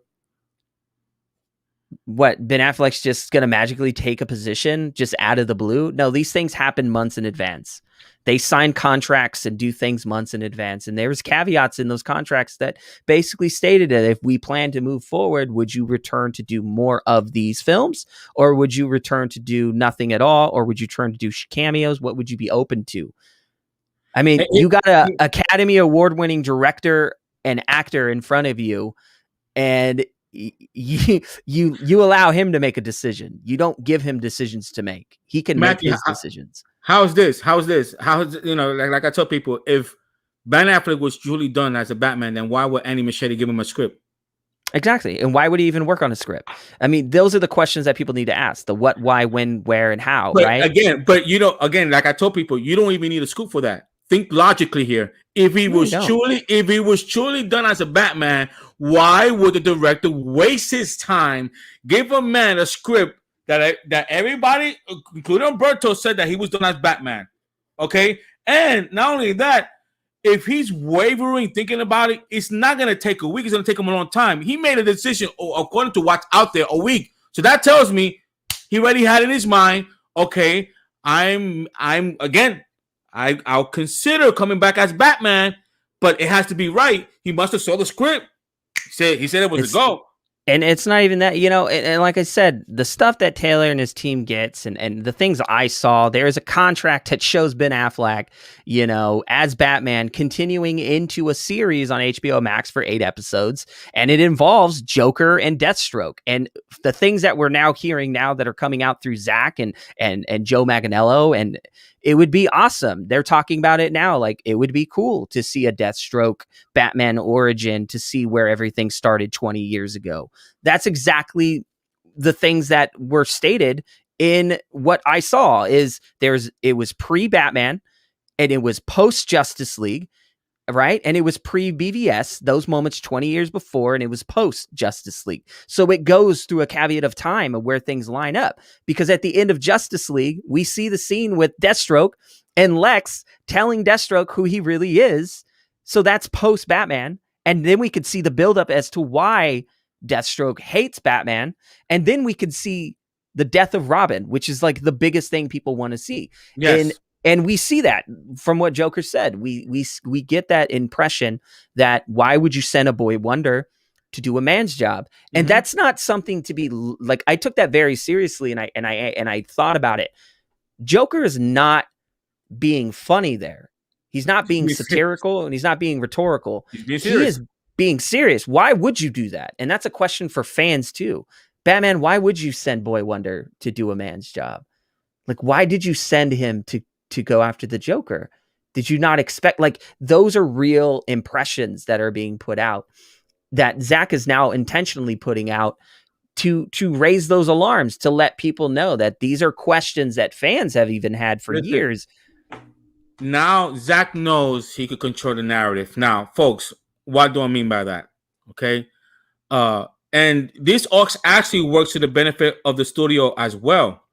Now the studios don't have to invest in marketing the way they did 2 years ago. You know who's doing it? We are. Yeah, it's free. By doing shows, talking about it, we are advertising for them. Oh, that's a cute dog. What kind of dog is that? He's a mini golden doodle, and now he's just jumping in the middle of everything. I don't want to bring my portal. I got a portal. But again, the studio's in a win-win situation because now they don't have to spend money on advertising on TV. We're doing it for them. Yeah. We're having shows. We're talking about it. And then obviously the directors like Zack Snyder, he could control the narrative. The critic no longer control the narrative. That's why the critic don't like shows. Regardless if you have a big YouTube channels or small YouTube channels, you have a podcast, they don't like us because now I'm a fan of Zack Snyder. So of course, obviously Zack Snyder is gonna go give information to the people that are that likes him. And so I mean, I agree with you. I think there is no studio that don't have a plan A, plan B. Yeah, they do. A plan, a smart. Now, granted, we're talking about Warner Brothers, but studios, they have a plan A, they have a plan B, and they have a plan C. And I honestly think they probably didn't think that it would do this well. The people in Warner Brothers, not in HBO Max and Warner Media. The people in Warner Brothers, because Robert Meyer Burnett. Well, they said this is the thing that a lot of people say, they didn't think it would do so well. They knew it was going to do well because they even pulled out Zack Snyder's Green Lantern. They didn't want him in there because they knew what would have happened if Green Lantern, and he shot it. John Stewart was shot. A Green Lantern was shot. We've been saying it for a long time that Green Lantern was shot. The problem that everybody's having and is, who was it? Was it Hal or was it John? The original one was Hal Jordan. It was even in the storyboard that he released in Dallas, Texas. It was in that storyboard. It showed Hal Jordan in there. But then that changed. That evolved over time because that was done right before BVS. That was done right after Man of Steel. So that altered and changed over time till eventually it became John Stewart. And it was Kilowog. And it was Tomar Ray. And that right there, to me, is like, because Kilowog and Tomar Ray were already there, but it was what human lantern could we input? And he did it. He has it. Like Zack has mentioned it multiple times. It was John Stewart. So the question is, there's a shot out there, there's a scene out there with John Stewart as Green Lantern because they already did everything. It was already created. So that's just sitting around. So there was a compromise by the studio to force that out. And what's funny is that some of those scenes from Martian Manhunter are intended to be Green Lantern lines. So it blows my mind to think to myself, wow, I love Martian Manhunter. I love Harry Lennox, and I'm glad that scene's in there. I love that scene. It just fits. No matter who you put in there, it fits. And to have Martian in there, it fits. But to know that the studio was telling Zack not to shoot additional photography, and he did it anyways. That's a boss move. He did it anyways. because you can't stop a man if you're going to tell him it's in a cul-de-sac. You tell me something's in a cul-de-sac and say, Matt, you can't shoot anymore. All right, cool. Are we done here? And then I'll go out in the backyard. Like he said, I'll shoot it in my backyard. And that's what he did. He didn't shoot in his backyard, of course. I mean, he had a set, but he was going to shoot it in his backyard, but he still did it. That's the point, is that he still shot what he wanted.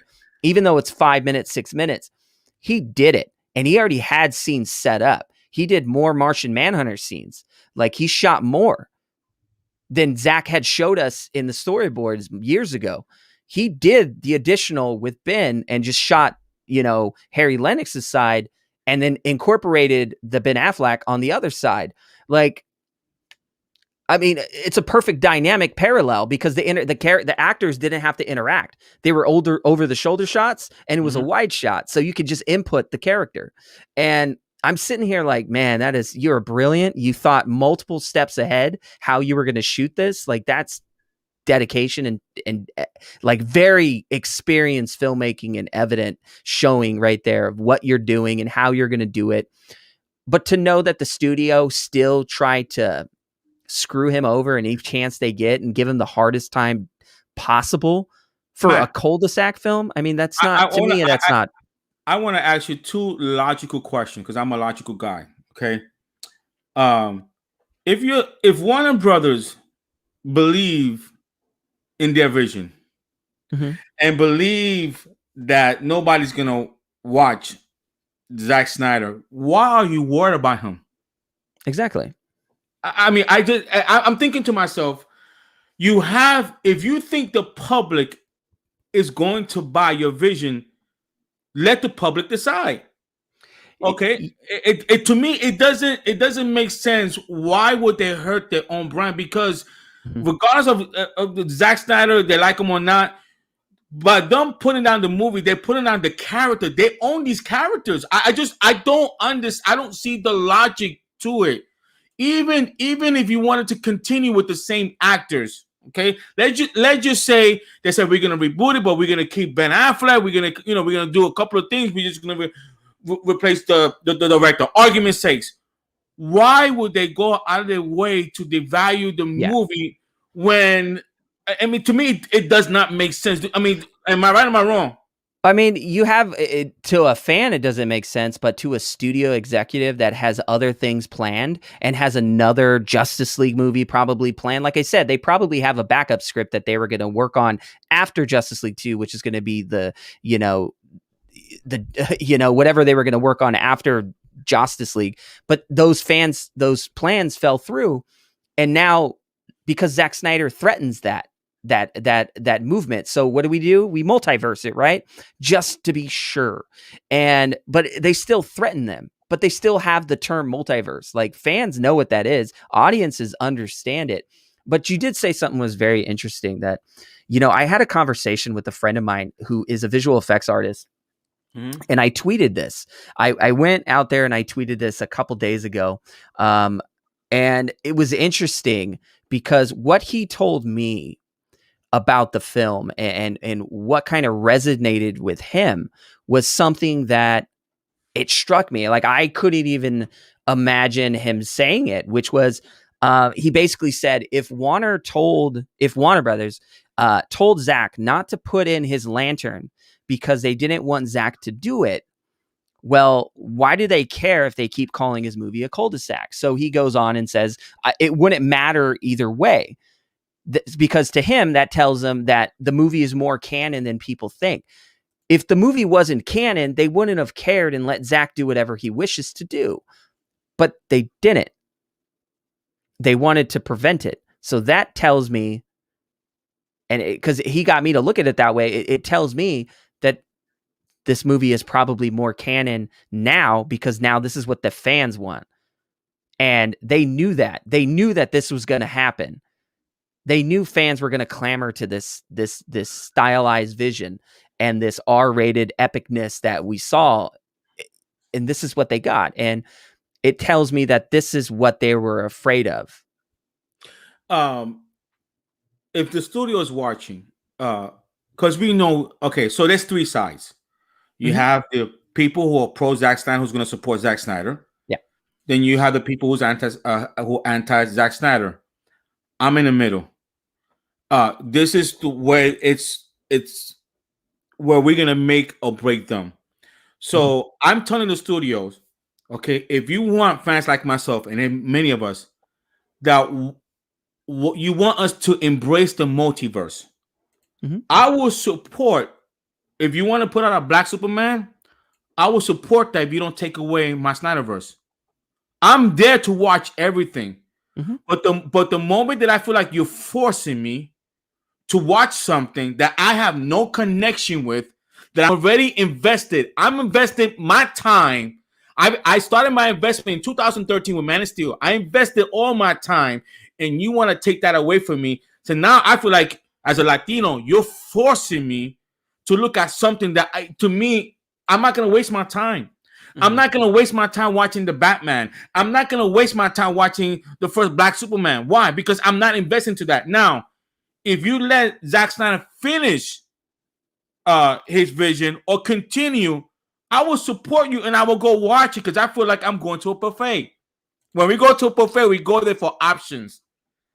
That's how, if I'm the studios, don't look at the people who are pro Zack Snyder because they're going to be there.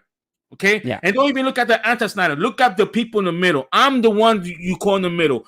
I will support you if you continue with Zack Snyder vision because I'm invested, and then I will go watch what you have. I don't understand why they cannot see that. I don't understand it. I think you're right, Lewis. I think what you just said right now is the perfect example of what fans want. Fans just want to be entertained, right? But at the same time, they want to be pleased with what they're getting. They want quality. People don't want to spend money for half-earned quality. And I think this is kind of, let's eliminate the idea that this was a film, right? Let's look at it more as, let's look at it as craftsmanship, right? Zack is a contractor and you hire him to make a house and then he builds you a house and then you don't like what he's doing to your house, right? Because you can't see the vision of the house yet. So what do? You act prematurely and you get rid of the contractor and replace him with another contractor that's going to make a house. And then you think, wow, this is a beautiful home. Once you step inside this house, maybe a year down the road, the doors don't work. They don't close all the way. The walls start to crack. The foundation starts to shift because it wasn't properly set. And then you go back to that other contractor and you look at another house he built the same way. And it's 20 years down the road, it's even better than what it looked like before. That is the way that these films should be looked at, is quality over quantity. And what they were trying to do is do 2-hour quantity. I mean, you have Justice League. You're going to give me a 2-hour film. This is not going to be a good movie. And you get quality. A 4-hour film that sets up every single character the right way and gives fans more than they expected. They're going to clamor for more. Studios already know this. They already know that this was going to happen. And they know that they were going to look like fools. And this is what they tried to prevent.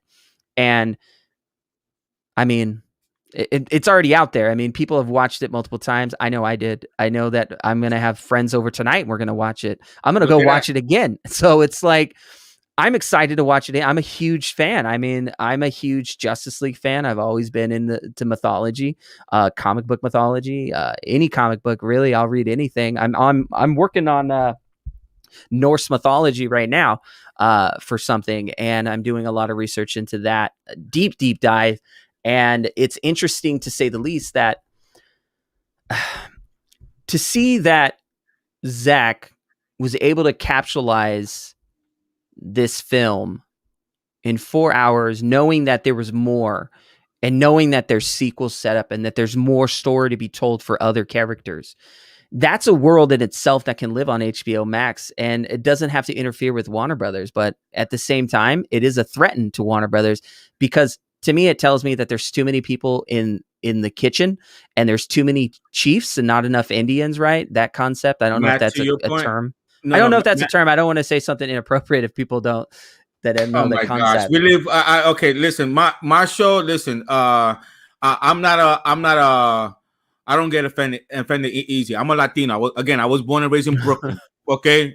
So I've seen everything under the sun, so I'm not easily offended. Now, if you're offended, then I should take you to where I was raised at, and then you're probably gonna change your mindset. So to me, it doesn't. Hey, you say kitchen, I cook too. But yeah, it's a lot of chefs in the kitchen, right? We'll use that concept. I don't want to say something that might offend somebody, but it's okay. A lot of chefs in the kitchen, right? That's what's happening at Warner Brothers. There's too many chefs in the kitchen, and everyone's trying to tell everybody else what to do. But the people that are actually doing the work are getting misinformation, and they're just doing what they want. And then when they bring it back into the kitchen because they asked to return it, then it's like, well, you shouldn't have done this, and you shouldn't have done this. That's where we're at. And they need to start eliminating more of those people, which I know Warner Brothers is trying really hard to do. But you kind of have to look at it this way. If you have a job and you ever signed a contract, you can't just let go if you have a tenure or you've been there for so long or you have stake in the company. You can't just let them go like that. You have to find other strategical means to remove them from their positions, because that is the way the real world works. You can't just, hey, you got to fire them. They don't work at McDonald's. You can't just fire them just because. No, you can't. Matt, to your point, listen, I didn't go to Yale.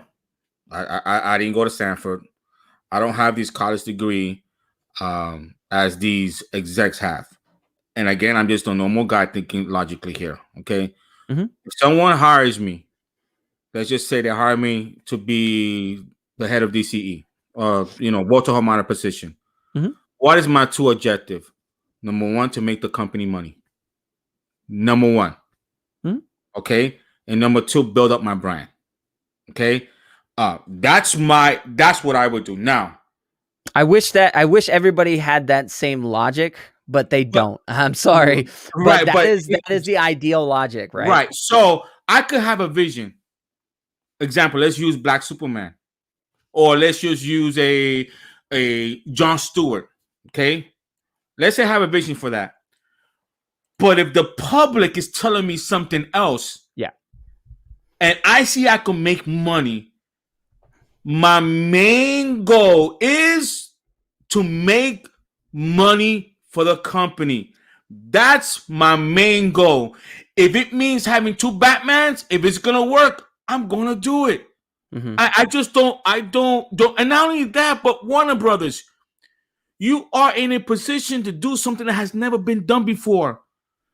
Flashpoint was you could have had two Supermans. You could have three Batmans, okay? And because they were afraid, they greenlit it. But now you have Spider-Man 3 who's going to come out first with 3 Spider-Man. You could have been the first to do that if you had conviction. And because you did, and I even said this in 2019. You guys could go back. I said, Warner Brothers, be different. You cannot be Marvel. You can't be Marvel. You will never be them. Do something that has never been done before. And I think whoever thought about the idea of Ezra Miller showing up in that Flash, that was brilliant, because now you have a multiverse. Zack Steppenwolf said it. The anti-life could destroy the multiverse. It's there. You could have 2 Batmans, 3 Batmans. Put it out there. It's there for you. Let us continue the SnyderVerse, and I'll get back. Now with Ben Affleck coming back, guess what, Matt? I'm gonna watch Matt Reeves' Batman. Yeah, because I know it's gonna be good. Now I could support it because now I feel comfortable. I get to see Ben Affleck, and again, it's not for me. It's not one of the deal, but this is why I'm crying to Warner Brothers. Let Zack do his thing. If you can make $1 billion, another question, Matt. Please help me here. Please help. And I know you just said that you just can't fire Zack, but I don't know. Tommy Emmerich, he cost Warner Brothers $1 billion in the Joker. He couldn't make money on this. When does these investors, people who's invested in the company, comes to a point and it says, Toby, you costing us money. What are you thinking? When he's going to be held accountable for his bad decision? Do you want, Matthew, if you own a business, do you want a person costing you $1 billion? Yes or no? No, I think they don't look at the sorry, my dogs are hey, No, knock it off. Go away. you're good. No, they'll start to play in here like it's a room, like their playroom or something. But no, you have a good point. Some of these films they look at as unsuccessful because they believe that the film isn't going to do so hot when they put it out there, right? They do a test market. They think, would people be into this film? And you got to understand when you drop a DC project now, DC fans know more about DC and its mythology and its mythos and its cultural impact more than the studio that made it. And I mean that the moment that something is created by a writer or say the moment people, okay, I'll use Jeff Johns, perfect example. Jeff Johns, not a good guy, right? Not a good guy, right? I just don't like Jeff Johns, but I like his work. You know why? Because it's not his work the moment that he releases it to the public. It is no longer his. That now becomes in possession of the audience. We take possession and ownership of that, and we can choose to deny it, and we can choose to hold it up as part of the mythology. And we choose to do that. Now, the moment we do that, we are now starting to build and pull all the things out of it and make it part of our lives, right? Superman came out in Action Comics. The moment he came out, it didn't belong to the comic writers anymore. It belonged to the people. And that's how stories are. That's how stories work. Once they leave, or a myth or a song or whatever, anything creative in any medium doesn't belong to the person that made it anymore. It belongs to the people that accept it. The moment that we accept it, we turn it into what we want. And DC has always had a dark history with these characters. They're more serious. They're more relatable. They're more emotionally impacting to our psychology and our psyche and all that. They're deep. They're rooted deep inside. When you give us something that's not deep, like Green Lantern or Justice League or, Catwoman. I don't know if people remember Catwoman with Halle Berry. Yeah. If you give us that, they'll reject it right away. Maybe a few fans will stick to it and be like, yeah, that was good. Or I like this, or I like these little elements. Yeah, I'm cool with that. But the overall consensus, they reject it. It's ultimately Matt? rejected. Why? Because their story, their story and their character. Story's king. Their story and their character is meant for a dark story. That's really why I don't say a dark story. I would say that story is essential. That's the first thing that you should nail down before you even do visual effects. Well, let me tell you why I say dark story, because Batman, his story is dark. He loses his parents. How are you going to make that to a Marvel type? Explain that to me. You could. There's some great Marvel stories out there that I've always wanted to see, and I'm looking at them over here, that I've always wanted to see be turned serious. And I think the closest one I ever got was Logan. I thought they did Logan because he's one of my favorite Marvel characters, and they did him solid. Like, it was a solid number, and I wish that Marvel would have took that as an imprint and continued it. But they didn't. They kind of let it sit, and then it went to Disney, and now Disney owns it. And of course, Disney's going to family friendly the projects because that's the studio they are. They're not the other studios like Fox that will take risks. They won't take risks like that because they know they got to have. They're a money making machine, and they got to keep the machine going. Because if they don't, then unfortunately, like Martin Scorsese said, they're a roller coaster, right? They're an amusement park, and that's what they are. They are amusement parks. They give you a good ride. Yeah, and I don't mind if Marvel audience, if Disney audience for the kids, then you make it for the kids. I mean that's smart. It's smart business. If you know it's just smart business. If that's how they're making money is with the kids, then you do it. Now, you know what underrated Marvel movie that I think is so underrated that has a dark story that I love that does not get mentioned, and I put it probably top 3 is the first Captain America. That has a dark story. If you look at good. That, I like that one. Yeah. Yeah, I think that's better than Civil War. It is better. I'll agree with you there. Yeah, it is. Yeah, I don't like Civil War. Yeah, I now Winter Soldier to me is up there, but I think Captain America, the first Avengers, I don't think it gets talked because I love the dark story. It has a little dark element into it, and I like it. So I wish Marvel could make a little bit, like, for example, the Incredible Hulk. You could tell a dark story. I mean, that story is kind of dark. The Incredible Hulk. I think they were trying to do that with Edward Norton. They wanted to really get something a little bit more human inside of it compared to the Hulk we got in Avengers and all the other ones. And I like the Edward Norton version. I do too. Of the Hulk. And I wanted to see more of his banner for sure, but we didn't. And it's unfortunate. I would have loved to see more Edward Norton as Banner, but we didn't. And we got Mark Ruffalo. I think it's Mark Ruffalo. And I like Mark. Don't get me wrong. I like his Hulk too, but there's something a little bit more unique about Norton's Hulk. I agree, brother. We have a lot more common than what we think. I agree. I actually really enjoyed that. And now the Iron Man, I don't like Iron Man 2. I didn't like Iron Man 3. I didn't care for Civil War, Winter Soldier. I love Winter Soldier, the first Captain America. The first Thor, it was okay. I didn't like the second. I didn't like the third.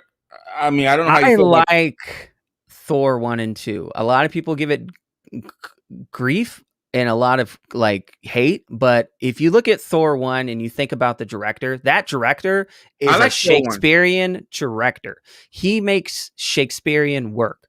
Just go look him up. Look up Thor. I'm not even going to tell you who he is. Just look him up and go through his stuff, and you'll already know. Branagh is a Shakespearean director and an actor, and he is high class. So he made a great movie with Thor. When it came to Thor 2, they went straight mythology. He went straight dark. I'm going to go straight after the heart of what Thor is and who this person is and rip it out from the inside. And he did. He killed his mother. Like, nobody was prepared for that, right? No, nobody was. No. And nobody was ready for that dark taking of Thor, because that's the Thor I want to see. I want to see that Thor. When I saw Thor come back for Thor 3 after his mom died, right? And his dad's gone, I'm thinking, like, why is this motherfucker so happy?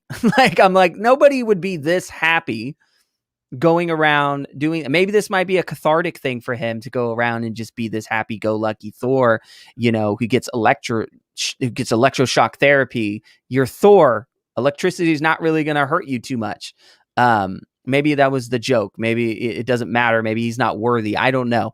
But I didn't like Thor 3. But if you look at the showcase of Marvel films, there's a lot of great ones in there that really showcase the excitement of these characters, like Guardians of the Galaxy. I still hold it as one of the best Marvel movies made, with Winter Soldier and Captain America, Thor. Iron Man is again a testament to these characters can be taken seriously. Yeah, it can be taken seriously. That right there is to show Tony Stark drank and to set that up tells me that they probably had a different vision to when Disney came in and eventually oversaw the project and started to build the Avengers story. And they didn't want to make it too dark, because I didn't see Tony drink anymore after that. He wasn't doing heavy drinking like he was, and he wasn't being as rambunctious as he should have been. And that character gets darker and darker in the comics, but in the movies he doesn't. He's more playful, he's more relatable to the audience. He's the humorous that keeps it going. And I think Marvel had created something a lot of people wanted, and I love that DC didn't do that. They said, nah, we're just going to go do our own thing and let things be, and I'm going to tell a story. Zack didn't want to make a universe. He made a story, and within that story, you can branch out and make more. And I thought that was brilliant. That was something unique that I think if they would have stuck to it, we wouldn't be where we're at, and we can only reflect now. And I think that this is the perfect time for the Snyder Cut to come out, because now look at it. I'm amazed. I am truly amazed about the success of the Snyder Cut, because Zack deserves all of it. He deserves all this and more, and his family does. everybody that worked on this project that we had the pleasure of speaking with, that we're also going to have somebody on this Monday. And I think a lot of people are going to be excited for, which is Joe Morton's going to be on with us this Monday. And we're going to talk to him about his role playing Silas Stone and what it meant to him coming back for that role and to see it now finally realized. And it's a great thing to see these characters and a lot of these actors. And I think one that throws people off the most is Ryan, the guy that played Ryan Choi in the film that plays the Atom. They set him up perfectly. Give him a movie. Perfect. Actually, I think Zack set everybody up perfectly. The Amazon, he set everyone. Guys, I wanna wrap this up. So we're gonna stay another about 10 minutes, and then we're gonna wrap it up because I'm getting hungry. I'm diabetic, so I need to eat. And I know Matt wants to watch his 4-hour movie, the Snyder Cut again. Guys, I said I think a couple of weeks ago that when everybody was going crazy about. Listen, we all want Ray Fisher in the Flash. And I see a lot of people that said let's boycott it. I'm the voice of reason. When I try to tell them, listen, by you boycotting the Flash, and I'm speaking to the Latinos, it's not Andy Machete's fault. He casted Ray Fisher. He wanted him there. His boss told him take him out. Why you want him to do? Well, then he should just tell him. Either you take them or I'm gone. So now you're asking a director, okay, to give up his career for something that is not his fault. Okay, he's caught in the middle. And then we have Sasha Calle, or Latina. Okay, so now we're gonna take it out on her. So I told people a couple of weeks ago, this is how we could support the Flash and Ray Fisher. We could support the Flash because we have a Latino, a Hispanic director, Andy Machete. We have Latino, and we saw Andy Machete's attention. He did cast Ray Fisher to be the main folk with Flash. So it tells me that it's not his fault. So we support that. How do we support Ray Fisher? By making the Snyder Cut the biggest hit. Not just small, not just barely. We make a statement. And guys, that's what we did. We made a statement. We made a statement to Warner Brothers, hey, continue the SnyderVerse. And folks, this is not a scoop. This is just common sense. If the studio told Zack, finish it, do 2 more Justice League, but you can't bring Ray Fisher back, I promise you, Zack is going to say, all my people come back, I ain't do nothing. Now, what Warner Brothers does after that is their call. But now Ray Fisher is in a position that we could fight for him, and now we made a statement. Do you agree or not agree, Matt? I mean, yeah, I think you said it perfectly. I mean, Zack's in the perfect position. He can agree to move forward. He can't. Whatever he wants to do, it's his decision, and I think that he's going to make the decision that's right for him. But he is in the position. I mean, the fans, it's not just fans, man. It's all the new fans now. There's so many people now that are just like, this is amazing. Matt, during the event, I was telling people that this was no longer a movie. This was an event. It felt like a championship fight. It was. It felt like Mike Tyson versus the Band of Holyfield, Oscar De La Hoya versus Felix Trinidad. Back in the 80s when we had WrestleMania, Hulk Hogan versus Andre the Giant, or a big AFC championship game between the Cowboys and the Packers. It felt like an event, and it performed like an event. It made a statement. Even my wife, who's not into it, she sat down to a 4-hour movie because she wanted to know what was the whole fuss about. What was the people was talking about? You got people just watching this because they want to see what was everybody was talking about, and it's his job. So now I think, like you said, we place Zack Snyder in a position, and if the studio is smart, if they're thinking about money, business. Okay, now Robert Meyer Burnett did say something interesting. He said HBO Max cannot afford those contracts if it's going to be a movie. Who said that? He said that HBO Max cannot afford. Robert Meyer Burnett. Now he gave this is what he said. He said the Snyder Cut was already shot. Now this is what he said. He says the way they're gonna do it is HBO Max and Warner Brothers both has to invest in it. That's what he said. Okay, I can see that. I'm like, I mean, you have to look at it from other perspective. I mean, HBO Max, Warner Media, all that. You're gonna have more you're gonna have to have more studios back it, for sure. That's any project. You're gonna have more studios back it. I think his point is that HBO Max alone cannot afford to invest in a $300 million movie, because that's basically what it was gonna cost. He says for both of them, yeah. You think?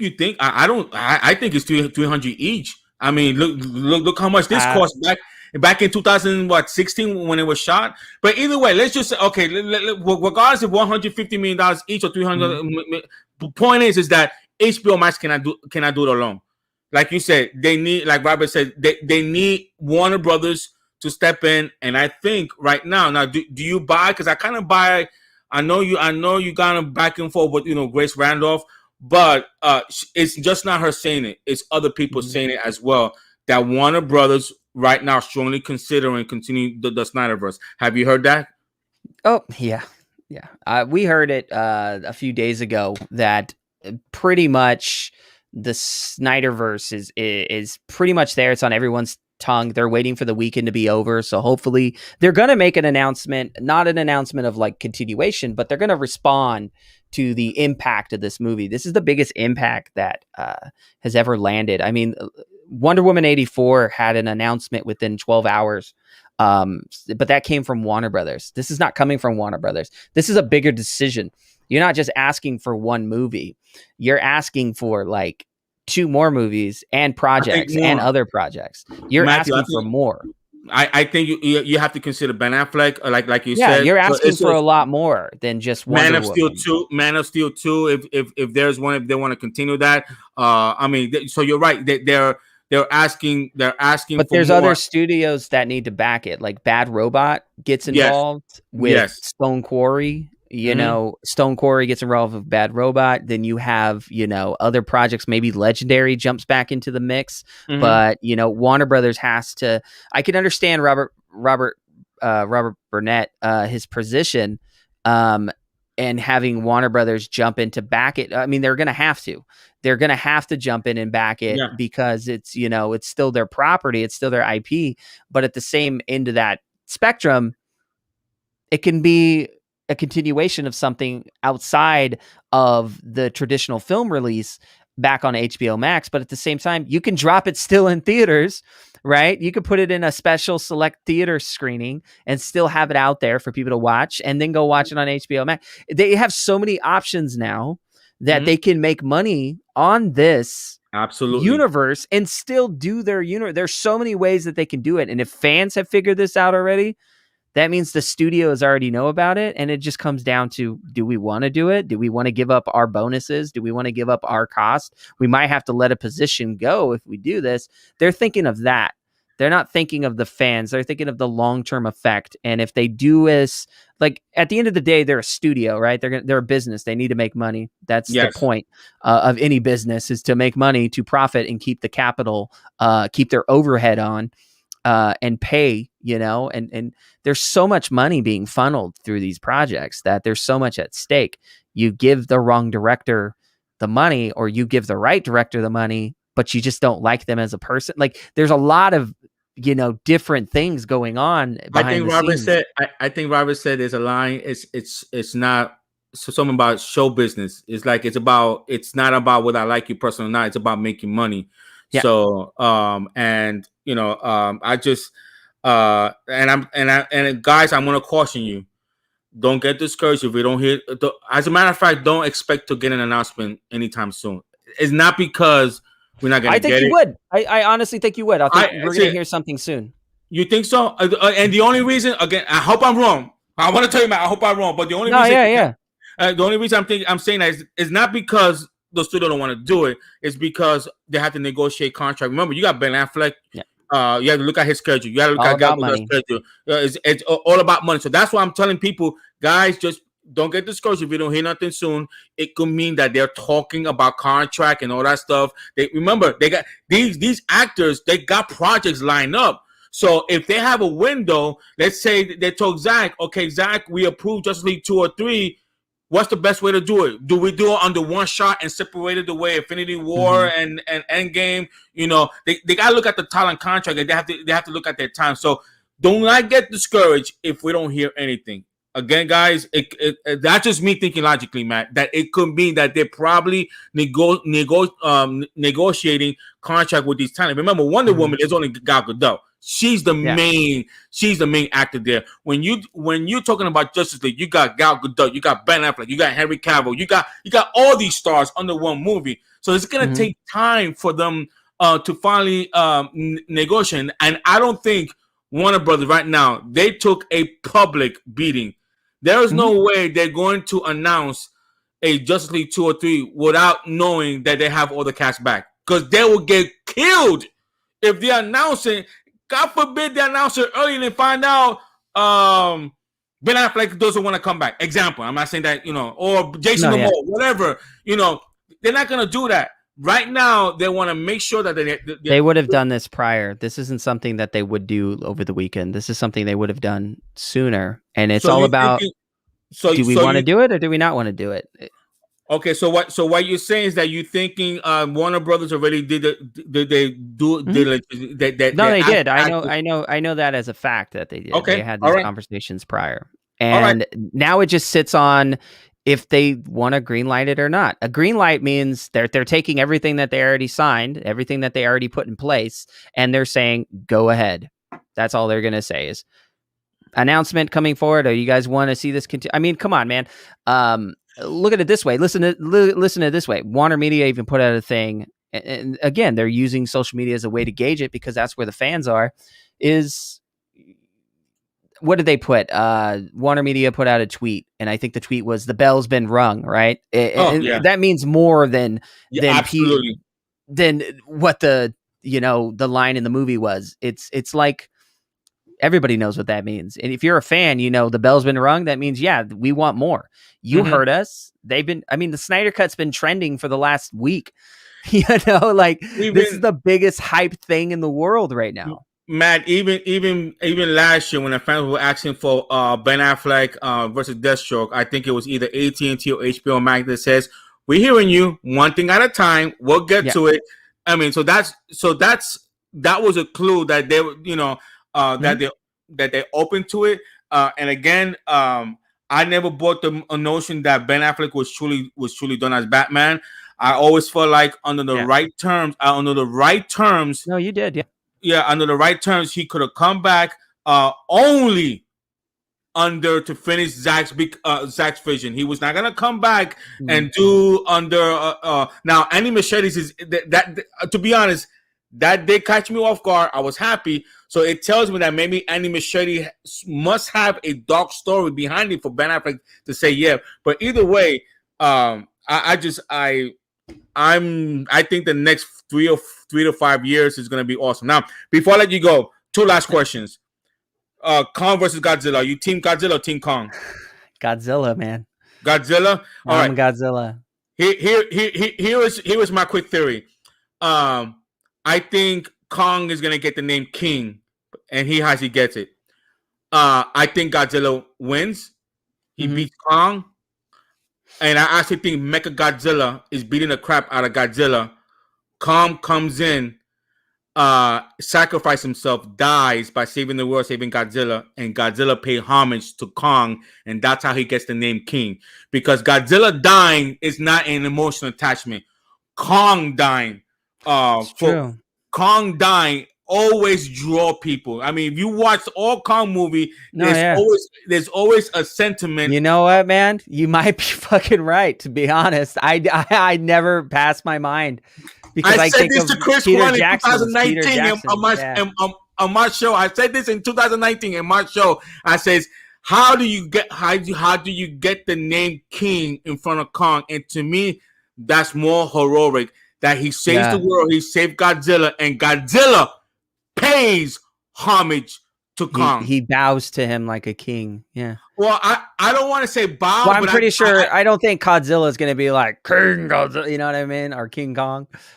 But he'll definitely do something to pay homage to him. And the last question, it was started by Zack Snyder, and I've asked all my guests. You know what? Probably where I'm going with this. Okay, Mr. Matthew, do you like pineapple on pizza?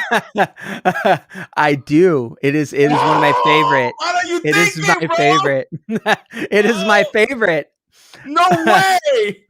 I just had it. I actually had it. I think it was Thursday night when I think it was when the movie came out. We ordered pizza from there's a pizza joint here, Mountain Mike's, I believe it is. And yeah, it was pineapple. Are you in California? I am. I'm in California. Okay, you should because I actually prefer green chili pizza over pineapple pizza. Really? Green chili? Have you ever tried green chili pizza? I've never had green chili pizza. I used to live in Albuquerque, New Mexico, and they had green chili pizza. They got green chili hamburger. They got really? Yeah, it's good. Now I've had green chilies, but I've never had a green chili pizza. Yeah, it's good. It's good. Have you ever tried a green chili burger? No, I haven't. That actually sounds really good. Dude, what are you doing, bro? You in California? I eat them straight, dude. I eat them straight. Like we'll have, or we'll put it in a salad. Like we have papaya salad, and I'll throw green chilies in there. I want to say when I tried a green chili burger, I want to say it was from Whataburger. Is there a Whataburger? Oh, Wahlberg's? No. It's a Whataburger. It was like Whataburger. It's like a food, but it's in Albuquerque. Okay. It was called Whataburger, but they had green chili hamburger. That sounds pretty good. Now the red. Which was the hotter one? The red one or the green one? I like the green one, and the green one to me is hotter than the red one. Everybody has a different like. I'm looking up your green chili burger because that sounds actually really good. Yeah, that actually looks really good. I like the green ones because they have a little bit more kick to them. The red one has a little bit more spice to it. See, I don't like the red one. It's too hot. But check it out. This is the last time it was like 2005. But I think it's called Whataburger. It's a chain in Albuquerque. I'm not sure if it is in California. Whataburger? Yeah, Whataburger. It's Whataburger. But a food chain. Whataburger. Whataburger? Yeah, I think it's Whataburger, but it's like a slang. Whataburger. Yeah, Whataburger. Found it. Yeah. Nice. Oh yeah, the green chili burger. I told you, you need to try that, bro. And I might have to hit up Albuquerque then. I can go make some. They don't have that in California. I don't see one here. Let me see. We have Wahlburgers here. Let's see. I'm gonna look it up right now. I don't see any location here. Yeah, that's the only place I remember that had green chili burger. And I know in Domino's in Albuquerque had green chili pizza. No, there's no Whataburger here. It's only in Texas, Arizona, and Colorado. No more in Albuquerque, no more? I don't see one in Albuquerque. It just says Texas, Arizona. Whoa, they must have closed down. Colorado. Because we have In-N-Out here. In-N-Out is like the biggest thing. Like if you're in a California and you stop at an In-N-Out, there's going to be a line. It's just, there's gonna be a line. Yeah, I think look it up and let me know when you try the green chili burger. Let me know what you think. Dude, I'm down to try this. I actually do plan on going somewhere this summer, in the area of San Antonio. Okay, so yeah, it's in San Antonio, Texas, and then there was one here in California. It shut down in 1987. Okay. I think I'm reading that right. Yeah. And look up green chili pizza too, man. I think you would like green chili pizza too, man. I'm down. I love spice, man. I'm a spice guy. I'll eat anything spice from like hot chilies to hot papaya salad. I don't know if anyone has ever had papaya salad. Not me, bro. I'm Puerto Rican, bro. I don't like too much. Pique un poquito, pero not that green chili or red chili and all that stuff. But hey, man, it was really, really nice talking to you. Yeah, man. And, likewise. Here's another one. The perception that you have on Twitter is totally different from one-on-one. So I tell people, if you just sit down and just have a conversation, you may like the person. It's just don't listen to to Twitter. This is why also a lot of people ask me why you invited this person, why you invited that person. Because I say to myself, I rather if I'm going to bash a person, at least I want to meet them first. You see what I'm saying? I want to meet them first. That's perfect. Yeah, I mean, I want to meet them first because think about it. It's like Zack Snyder saying, if you're gonna say my movie suck, can I at least make my movie? You know what it is that they were telling his movie sucking. You're like, but I didn't make that movie. Like if you're gonna say my movie suck, can I at least make the movie? Watch the movie I made, then tell me if it sucks. Yeah, exactly. That's awesome. Yeah. So we definitely got to do this again, man. And you no longer in LightCast, right? No. Oh no, I'm a producer. So Josh is our new host. He's taking over the show, and I'm taking a back seat, and I'm focusing more on the production and the directing side of it. So we're writing So we have a new interview coming up on Monday. We're going to be dropping it with Joe Morton. That episode is solely going to be Josh's first as host, doing that interview all by himself, and all I'm doing is producing the show with Hussein, and I'm directing it, and I'm backstage helping him out as much as possible. But he is the new host of the show. It's his show, and it's solely what he wants to do. And we're all collaborative, and we're working together, and we're trying to do the best we can. And Josh is the perfect person for this. I mean, we talk all the time, and he knows exactly what he wants. Well, hopefully I gave you a good impression. So hopefully if we go back to LightCast, say, hey, that Lewis dude, he's all right. You could, it's okay to, to bring him on, because again, I have an opinion, and a lot of my opinions is I just think logically, and I don't have a problem saying like, listen, dude, if I'll be glad to say, Matt, I was wrong. It was like not 24 hours. There are things that, as you know, no need for that. I know, but you know what I'm talking about. There are things that you want to be wrong, and you gladly say, guys, I was wrong. We're getting the Snyder, like for example, the Snyder Cut. Oh my gosh, Jesus Christ! But anyway, so give him a good word. Are you part of the Us United event? I think they're doing it on the 28th, 29th. No, nobody. Then you'll get a contact. I'll have somebody contact you, and they'll tell you all about it. And man, I'm pretty sure that you'll be more than welcome to join on that. There's a lot of people going to be part of that, so I think it'd be great. Yeah, thank you, guys. You have no idea. It's not easy building your channel. It takes time. And I think I'm doing decent. I just got to keep on, doing it and build content. But I appreciate you guys. Yeah, someone told me, Lewis, trust me, when you have a YouTube channel, you will cherish your guests, whether you like them or you don't like them. And I actually like you. But whether you like them or don't like them, you're gonna always you're always gonna cherish your guests. Now I understand what they mean when you say you cherish your guests. Yeah. So I had someone last week who was bashing my guests. I'm like, don't do that. They're my guests. Yeah. They don't have to come on. You didn't have to be here. By you coming on, you helping me build my channel. It's just, I realized it. I was like, wow, these people, they taking an hour out of the time to come on my show. They doing me a favor. So anything that I could do to return the favor, Matt, with LightCast, and again, it's okay to disagree. We could have a good hard debate, good hard debate, and I think that's what's lost nowadays. We could debate, sometimes fight, and then walk out the show, still be friends. Yeah, that's the point of a debate. Is a debate is just a conversation, and it's not no one's arguing or yelling. I think that's the misconception a lot of people think when I'm on Twitter. They think that when I respond, they put in their own subconscious that, oh, Matt's responding me this way, and half the times I'm honestly sitting down eating a taco at a taco shop half the times, and I'm eating lunch, and I'm like tweeting like, oh. Yeah. Somebody just told me this, or Matt, that's not right. I don't. Number one, I don't take it personal because I'm a New Yorker. I have a thick skin. That's right. And number two, listen. If people likes to give it, you gotta learn how to take it. Yeah. Yeah. I mean, if I like dishing out, then expect dish back. I can't get mad at you.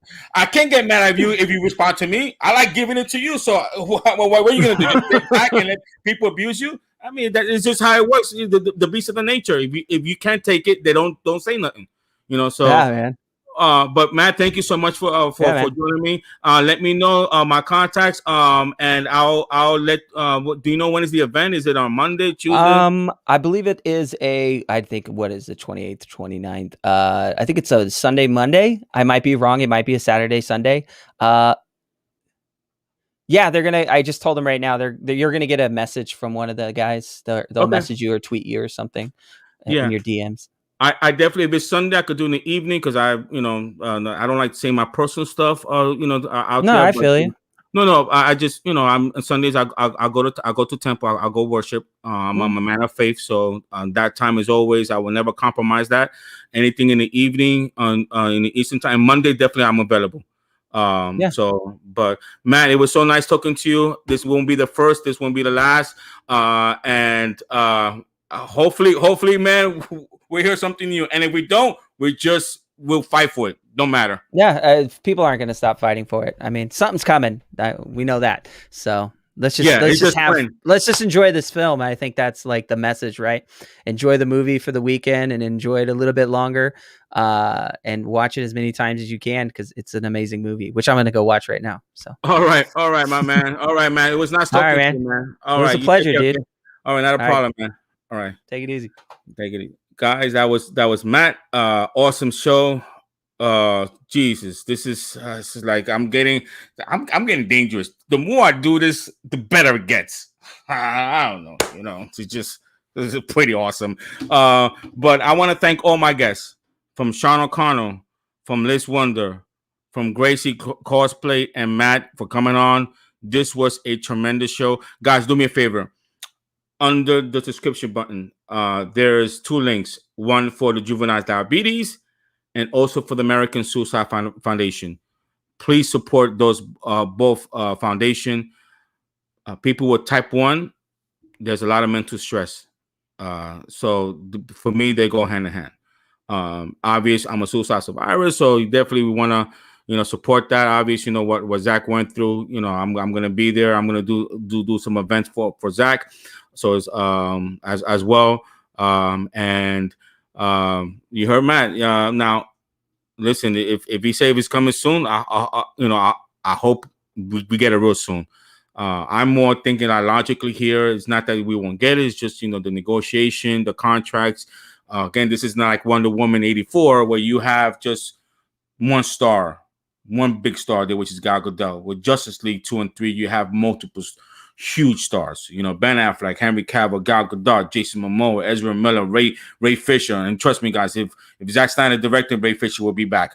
Then Jeremy Irons. I mean, you have a lot of talents contracts that you have to deal with. So, but again, what Matt does say makes sure that stuff like this, does get negotiated before. Like if it succeed, would you be willing to do this? Would you be willing to do that? That definitely does happen.